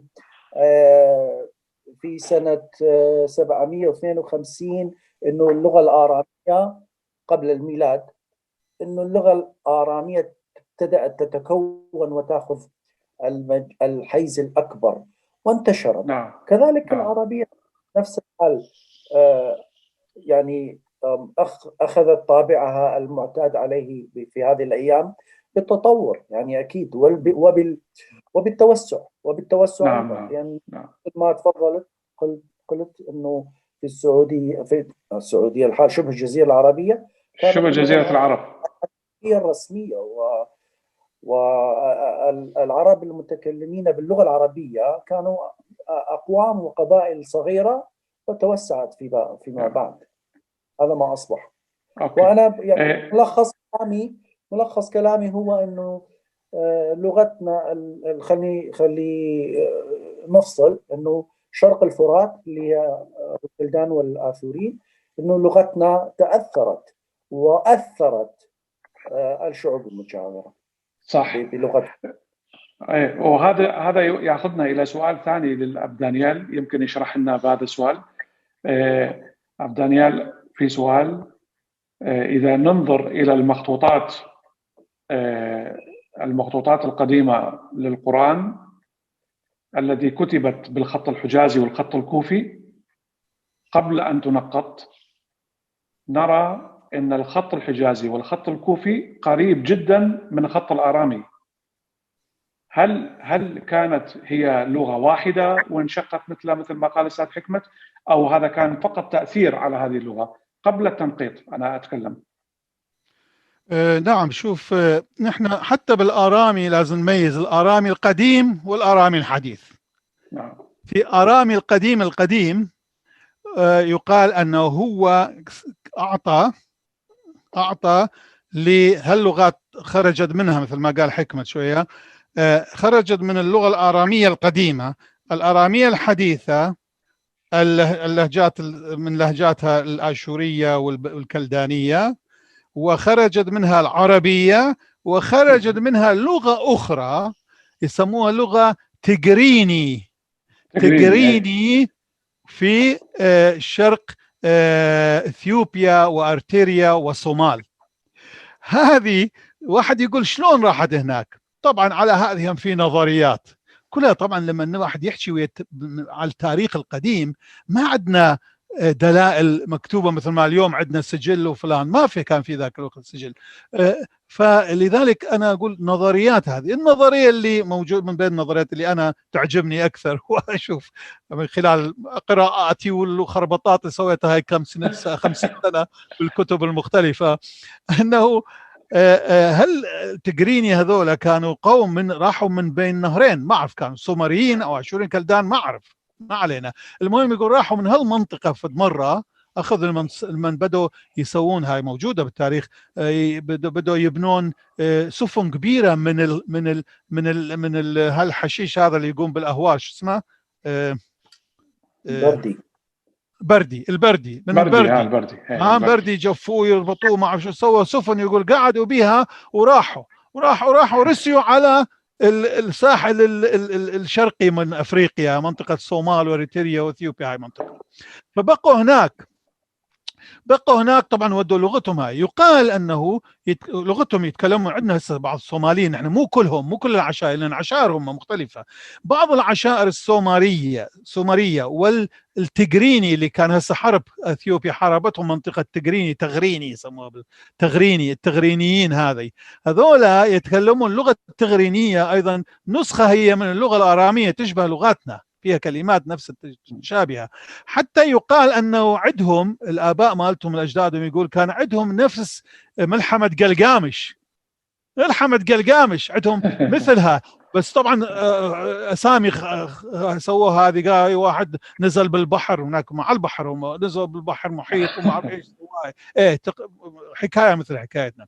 فهاللغات الخمسه، الارامي الحديث، الآشوري والكلداني والسرياني والتجريني هاي كلها نشأت من الآرامي القديم، اللي بدوره كان خليط من السومري والأكدي والبابلي والعرف ايش واللغات المختلفة اللي كانت موجودة في غرب آسيا وفي أناضول وفي فينيقيا تعرف، لأنه يعني أنت يعني أبونا دانيال، يعني أنت توافقني أنه هناك تشابه بين الكتابة الآرامية والخط الكوفي والحجازي؟ نعم، خاصة الكتابة. نعم، لأن حتى الكتابة الآرامية تطورت، مو هي نفس القديمة، فصارت أحسن طبعا، تتطور كلها. يعني هسه شوف نحن عندنا كم خط عندنا أستاذ آدم. هسه نحن نفسنا الآراميين الجدد، سواء كلدان آشوريين سريان، كم خط عندنا؟ كم نوع خط؟ السريان عندهم نوعين، نحن عندنا نوعين. هاي 4 أنواع تشبه البقية، بس كل واحدة شكل. اوكي. ايوه بس القراءة هي ذاتها. السريان اليوم من يكتبون الكابيتال لتر مالته بنسميه السترانجيلو. لما نسميه سترانجيلو، عندنا نحن كابيتال وسمول لتر مثل الانجليزي مثل اللغات الاوروبيه. العربي طبعا ماكو هالشيء هذا. عندنا سواء نحن الشرقيين، نحن والكلدان، يعني عشرين كلدان، والسريان ايضا عندنا الحرف الصغير والحرف الكبير، يعني سترانجيلو ونورمال اعتيادي. البشيطه وسترانجيلو. ف كل واحده شكل. هسه انا دا اشوف قسم من السريان من ابائه وقسان وهذه اللي يعرفون الخط البشيطه مالتنا يعتبروه سترانجيلو مالتهم. قسم منه هو يقول هذا سترانجيلو مالتنا هيك. مع انه في القرن الثالث الميلادي كان هناك ترجمه للكتاب المقدس واسمها ترجمه البشيطه السريانيه. بشطة. هم بيسموها شنو معنى بشطة؟ ليش؟ لأن اللغة اللي كتبت بها لغة بسيطة آرامية بسيطة، فسميت بشطة. بشطة. أنا شايف منها، وعندي عندي موجودة على الإنترنت أيضا، موجودة على الإنترنت أيضا. وهاي يعني حتى يعني معلومة جديدة للناس اللي ما يعرف إنه هذه الترجمة كانت حية وكان لها وجود واسع في القرن الثالث والرابع الميلادي. من الترجمات الأولى قبل الترجمة اللاتينية، قبل الفولغاتا. قبل اللاتينية كان موجودة هاي بشطة. فهي من إحدى الترجمات اللي يستند عليها، لازم يستند عليها، لأنه كانت معمولة من النسخ القديمة العبرية والآرامية القديمة. اللاتينية اللي كتبها اللي ترجمها جيرون، القديس جيرونيموس. اللي هو كان يعني أخذ موافقة من البابا الكاثوليكي حتى يكتب هذه الترجمة يعني حتى بعض الناس يسموها الترجمة الكاثوليكية، وهي ترجمة معتمدة لأنه تعود للقرون الأولى الميلادية. بس بعد البشطة. البشطة أقدم. البشطة أقدم، وقبل البشطة كان يوجد السبعينية. صح. ولهذا السبب هذه الترجمات كانت يعني لها قبول واسع في مراجع هي للفسمة. مراجع. نعم. سؤال آخر لاثنينكم، يعني لأستاذ حكمة ولا الأب دانيال. إذا واحد يسألك ما هي لغتك؟ ما اسم لغتك؟ ماذا سيكون جوابك؟ عندما أتكلم مع أجانب أذكر التسمية الآرامية، ولكن فيما بيننا maybe عربي. وعندما يسألك واحد آشوري مثلا؟ ما نسأل بعضنا احنا. لو عربي سألني يعني مثلا اللي هي عندها تسمية السورث ولا الآرامي، يعني أنا هذا يعني اللي جوابي دائما يكون إنه أنا تقول يعني هل أنت تقول أنا يعني إذا تتكلم بواحد آشوري تقول له أنا لغتي سورث ولا تقول له كلداني؟ لا سورث. أنا لا أنت يعني بالنسبة لي لا أسمي اللغة باسم التسمية الكلدانية، لا نعم. أبدا ولا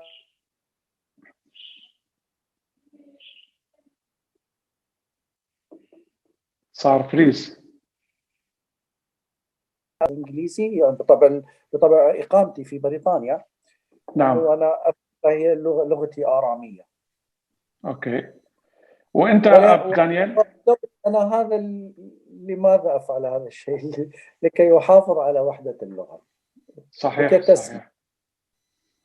أنا هذا دانيال أنت السؤال نفسه لك. نعم طبعا الشيء التلقائي هذه كان ابائنا كلهم، انا ابويا كان يقول مداح شو وياكم سوره نحن نسميها سوره، الكلداني يقول سورث، احنا نقول سوره. هو قسم سوريا لشان السرايا همزوم منه، دا احكي وياك بالسوره بس مع الاسف انا ليش هسه متحسس؟ لانه صار السريان لما صارت سرياني خربط.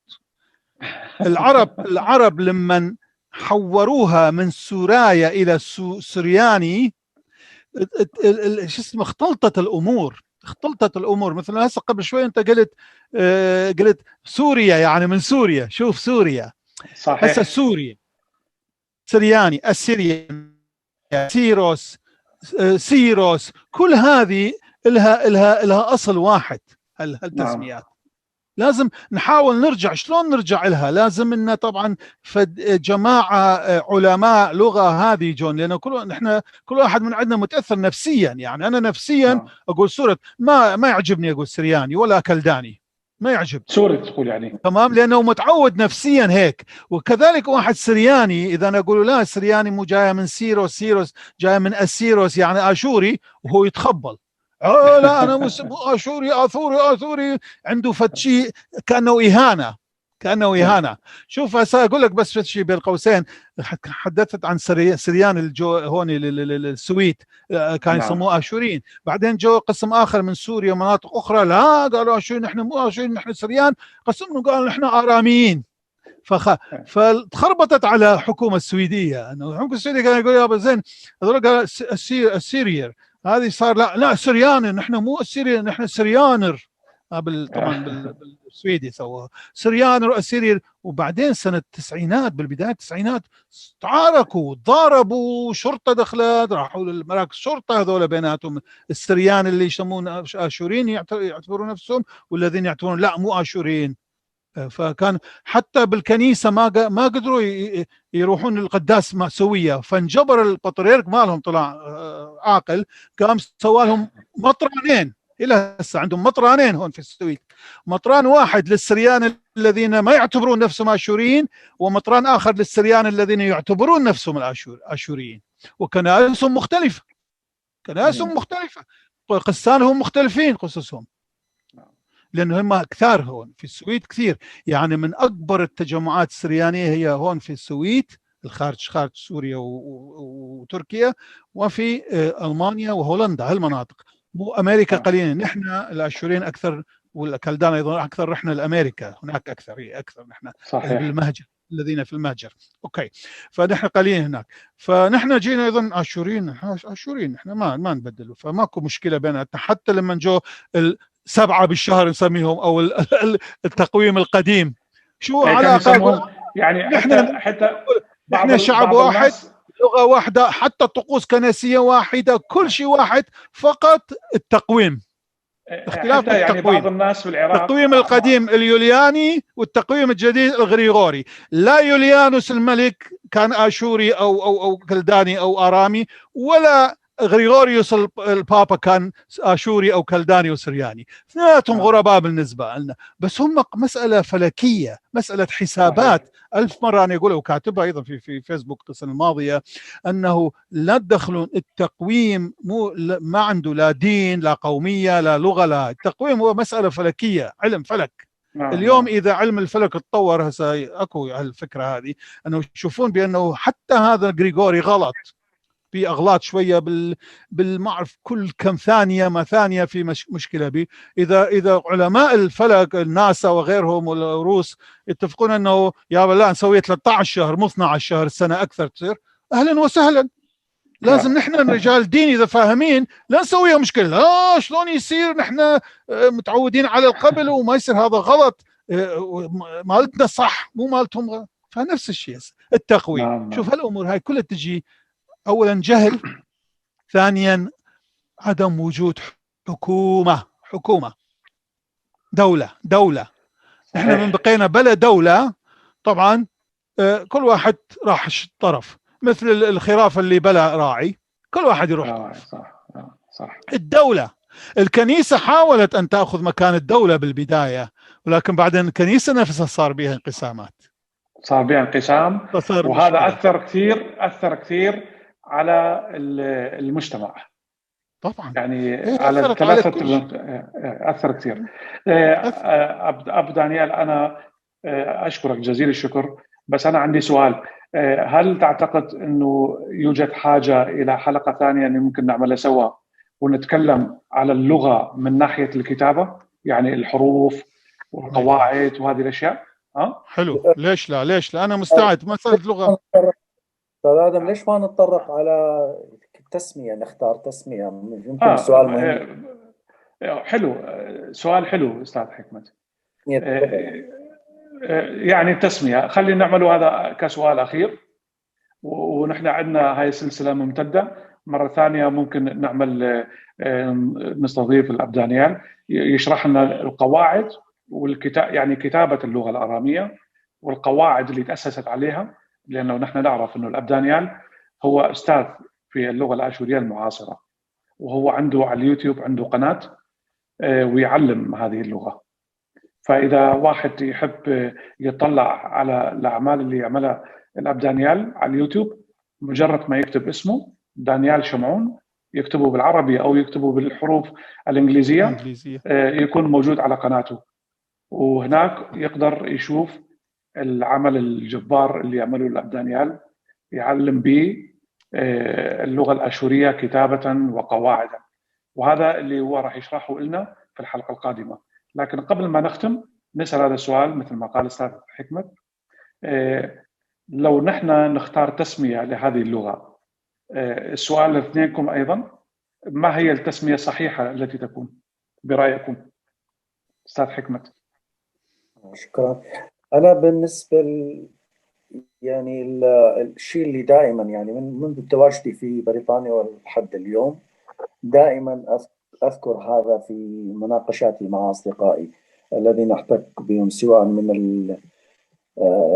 من الجماعة الآشورية أو من جماعة السريان، أنه لازم نتوصل لتسمية واحدة، في سبيل أنه لا ينطون تسميات أخرى الناس اللي مثلا لهم نوع من الكلمة يستطيعون أن يخاطبوننا بها. فأنا برأيي يعني إما السورت كتسمية للغة أو الآرامية، يعني أنا مع الاثنين موافق يعني، وهذا هو اللي راح يجمع الثلاث أقوام ويكون لهم شأن في العالم. العالم راح ينظر أخرى إلى تعتقد أنه، أنا أعتقد أنه إذا تسأل هذا السؤال أو تطرح هذا الاقتراح على واحد كلداني يقول لك سورث أو آرامي يقبل، والآشوري أيضا يقبل، بس أعتقد أنه السرياني ما راح يقبل بهذا الشيء. السريانية هي كلمة معربة، سبق وأن ذكر الأب بهذا الخصوص أنه هذا اللفظ العربي للغة، لغة السورب اللي هي بالعربي لا يقولون سورب، بس هم يقولون يقولون سرياني. سوريويو سوريويو بلغة الطائفة الكلدانية، الطائفة السريانية يقولون سريويو. سريانية. هم يعني أنت إذا تقول له نتفق على أنه على تسمية سورث أو آرامي راح يرفض. أنا أعتقد يرفض، راح يقول لك لا خلينا نسميها سوريويو. هو سوريويو يعني سوريايا، مثل ما تفضل الأب أنه في التفاوت البسيط بين لفظ نهاية الكلمات اللي هم بالواو ونحن بالألف، فلا أعتقد أنه تكون مشكلة كبيرة في هذا المجال. يعني أعتقد أنه راح نوصل إلى تسمية، والتسمية جدا جدا مهمة في جمع شمل هذا الشعب العريق. حلو. أب دانيال أنت شنو رأيك؟ نعم، لكن قبل ما أجيبك على السؤال بس أريد أصحح شيء اللي عن المجامع. قلنا مجمع خلقدونيا اللي خلقدونيا كان الرابع، كان الثالث. لا، هو المجمع السادس نيقيا، قسطنطينية الأول، قسطنطينية الثاني، قسطنطينية الثالث، قسطنطينية الرابع، بعدين أفسس، وبعدين خلقدونيا 451 بعد أفسس 20 سنة. بعد أفسس 20 سنة كانوا سبع رقم 7 هو خلقدونيا. أفسس رقم 6، وهناك 4 قسطنطينية، 4 مجامع في قسطنطينية، وأولها ونيقيا. نيقيا الأولى. أيوة، هاي خلصنا منها. بس هسه نجي على هالتسمية. هي الحقيقة السرياني جاية تعريب كلمة سرايا. شوف، سرايا نفس الشيء، هي نسختين لنفس الكلمة. فنحن مثل ما تفضل الأستاذ حكمت، نحن ننهي الكلمة بالآ، السريان الغربيين ينهوها بالأو، هي سوريا. فإذا قلنا أنا هذه كان اقترحتها سنة 91 في العراق في دهوك، أيضا بين نحن وكنيسة كلدانية كان نقعد نجتمع بوقت لما بعد ما صارت الانتفاضة والحكومة طلعت من المنطقة الشمالية وهذه، فكنا نجتمع. كان صارت هالمشاكل وصار انتخابات الأولى اللي سويناها، وأخذنا 5 كراسي بالبرلمان الشمالي أو الكردستاني يسميه. المهم، فكنا أيضا نحكي عن هالشيء هذا. أنا اقترحت أنه نقول سوريايا، اللغة سوريايا. وبالعربي شلون نسميها؟ ما نسميها السريانية، السريانية ماخذة معنى طائفي أكثر، الكنسي، معنى كنسي. هو سوريايا، فنسميها السوريائية. حتى هون مرات كثيرة أنا كنت أكتب عندي تلفزيون، أكتب بيها أمور شو اسمها هوني بالكنيستي قبل ما أتقاعد، كنت أكتب السوريائية مو السريانية، سوريائية. ليش؟ حتى أحافظ على علاقتها ويا الأصل. زين، السوريايا هي اسم اللغة سوريايا، يعني اتفقنا الآن على اسم اللغة هو سوريايا. زين، هو ذات الاسم يطلق على القومية، يعني تقول أنا سوريايا. هوني هاي خوش سؤال. هذا سؤال اكثر شائكة من هذه من اللغة. شائك اكثر من اللغة. طبعا نحن نعرف انه كل قومية لها لغتها، لا مو حتى اللغة يعني صارت بالنسبة لنا، خاصة اللي ما عندنا دولة، هي مشكلة هونك. بس الأرمن مثلا عندهم دولة أرمينيا، ايش قد ما تصير تخربطون لهالطرف لذاك طرف ما مشكلة، لأن عندهم مرجع واضح، عنده مكانة بالدول العالمية بالعالم، هي الأرمينيا. بس نحن ما عندنا مشكلة، فنحن دولتنا هي لغتنا نشيلها على ظهرنا ونروح بها وين ما نروح. دائما نقول هيك.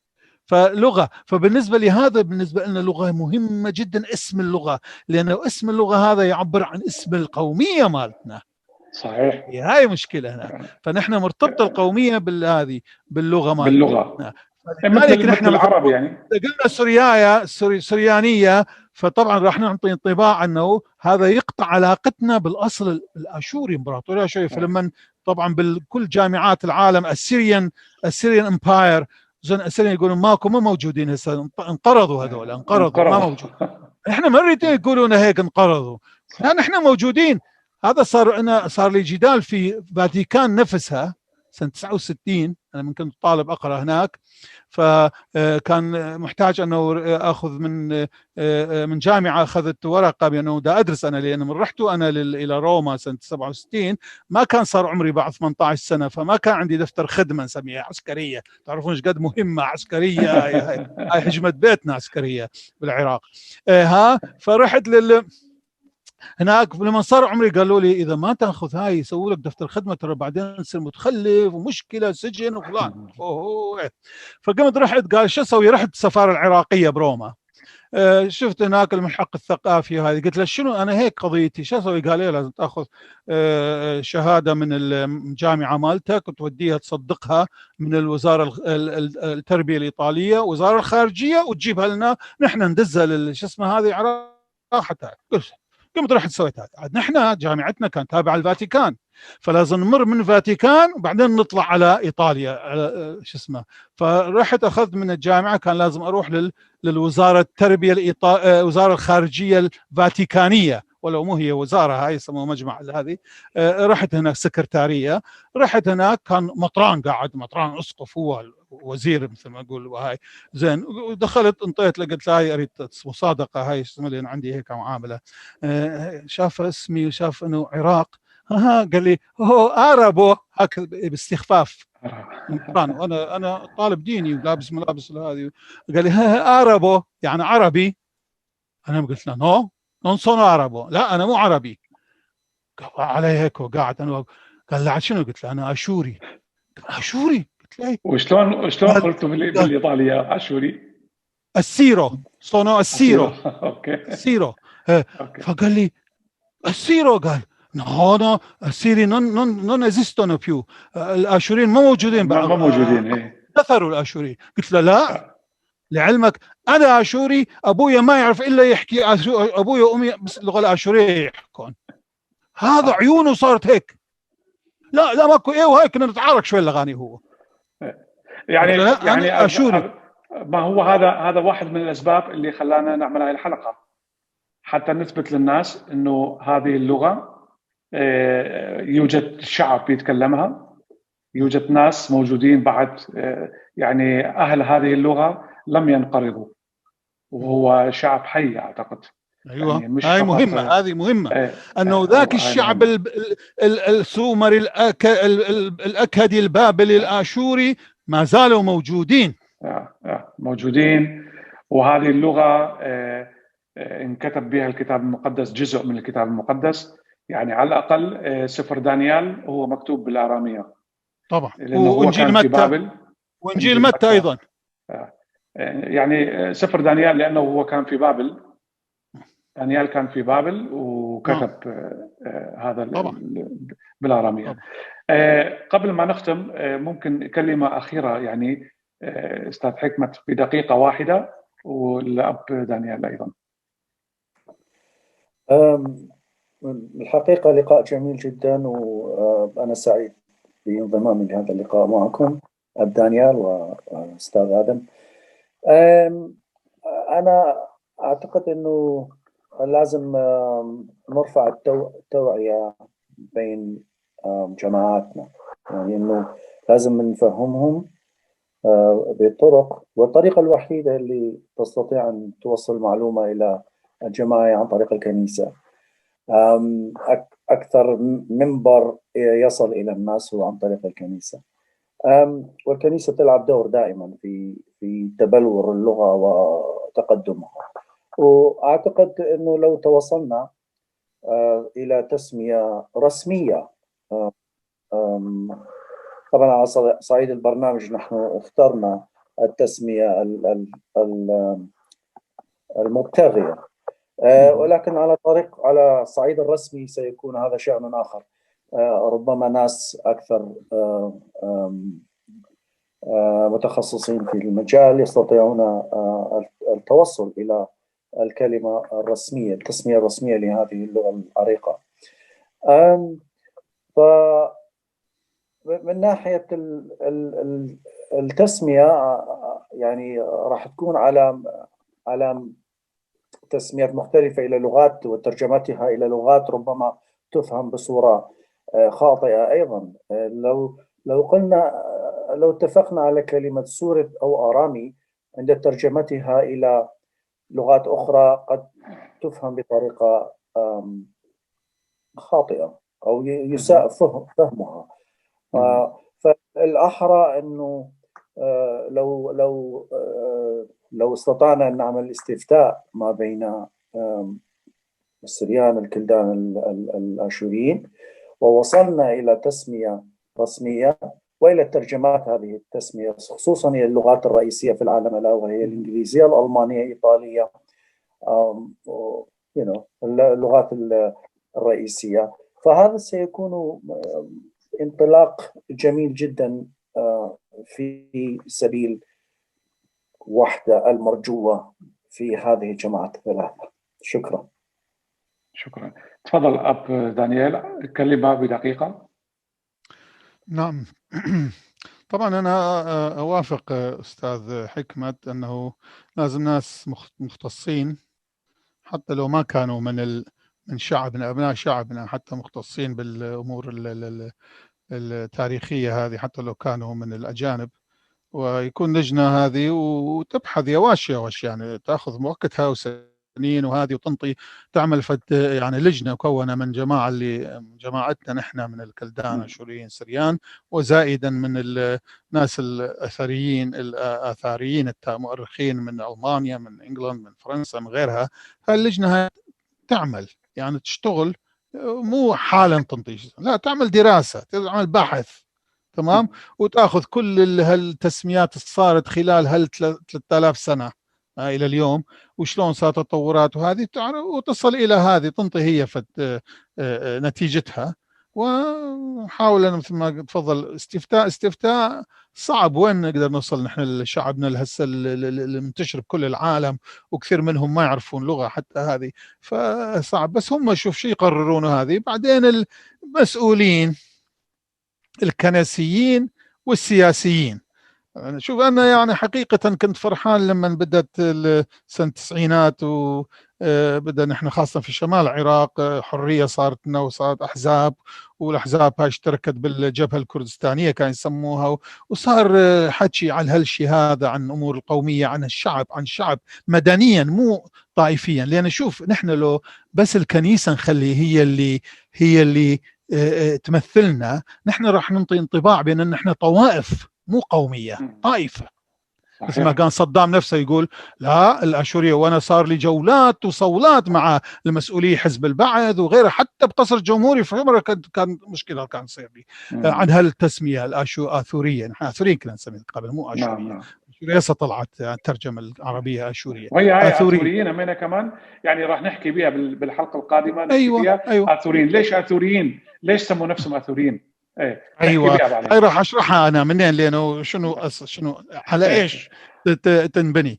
اوكي، فهذه قصدي، فيكون يصلون الى تسميه تكون اكثر ملائمه للتاريخ تاريخيا، ولازم نحن كلتنا، لانه مثل ما قلت لو نحن بس كنيسه ترى ننطي طابع طائفي، واليوم انا مو راضي اليوم بالعراق كثير دا ياخذ طائفيه، تاخذ البطريرك الكلدان هو يمثل، البطريرك الآشوري هو يمثل، فهذا ننطي لهالتسميات بعد طائفي اكثر من بعد قومي، فنخلط بين طائفه، بين كنيسه، بين دين وقوميه، فتصير مثل المسلمين انه ما في فرق بين قومي هذه السياسه والدين، نخلطها بينها. لازم لا نخلط هذا، مو في صالحنا، هذا مو في صالحنا. مثل ما كان صدام يقول لا طوائف، هم ما كان يسمحون ان نكتب قوميه بحقل القوميه، تتذكرون بالعراق سبعينات وثمانينات ما كان لما كان يعطونا استمارات نمليها حق القوميه كان يقول لك تكتب عربي، لا نحن مو عرب، لا عربي نكتب. انا كتبت آثوري بال 77 من صار هذيك الاحصاء، وصارت مشكله كبيره وناس راحوا السجن، وهذه كثير من اخواتنا الكلدان والسريان كتبوا عربي هذا نحن عربي. نحن ما قبلنا، خاصة آثوريين، نحن أكثريتنا 99% ما قبلنا. حتى أنا نفسي كتبت آثوري ولو كنت ذاك الوقت قس كلداني، كلداني طائفتي كلدانية، بس قوميتي أنا آثورية. هو طبعا فكتبت آثوري.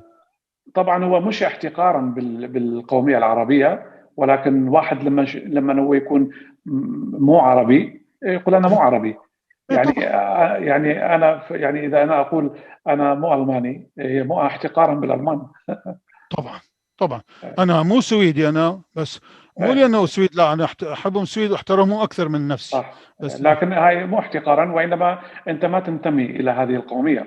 فلما الواحد يقول انا مو عربي، هو من حقه يقول انا مو عربي، يعني من حقه يقول هو الشيء اللي ينتمي له. لكن انا كما اشوف انه عند العرب شافوها كإهانة لما تقول له انا مش عربي. ايه كان ياخذوها طبعا هاي كإهانة. راح نحكي بيها في الحلقه نحكي فيها القادمه، لانه في الحلقة بيها القادمة. كثير حكي. على كل نحن راح ننهي بالوقت الحاضر. انا اشكركم جزيل الشكر، اشكرك استاذ حكمت، واشكرك اب دانيال على هذا الحضور، واشكر على هذه المعلومات القيمة التي قدمناها. ونحن نشجع كل الذين يسمعونا أن ينشروا هذا الفيديو حتى يصير واسع الانتشار، الناس تعرف. والأب دانيال هو متخصص بهذه اللغة، وشرح لنا من البداية إلى وقتنا هذا كيف نتعامل مع هذه اللغة، وكيف ننسبها إلى العقائد والأديان والطوائف حتى تكون الوحدة بين الثلاثة الانشقاقات التي حصلت بين الكلدان والآشوريين والسريان. شكرا جزيلا لهذه المتابعة، والحلقة القادمة إن شاء الله سيوضح لنا الأب دانيال أيضا، ونستضيف الأخ حكمت أيضا، ونتكلم بشق ثاني من هذه اللغة، ألا وهو الشق الكتابي، القواعد والحروف، ونشوف إلى أين نصل بها هذه. شكرا جزيلا وتصبحون على خير. شكرا لك. شكرا.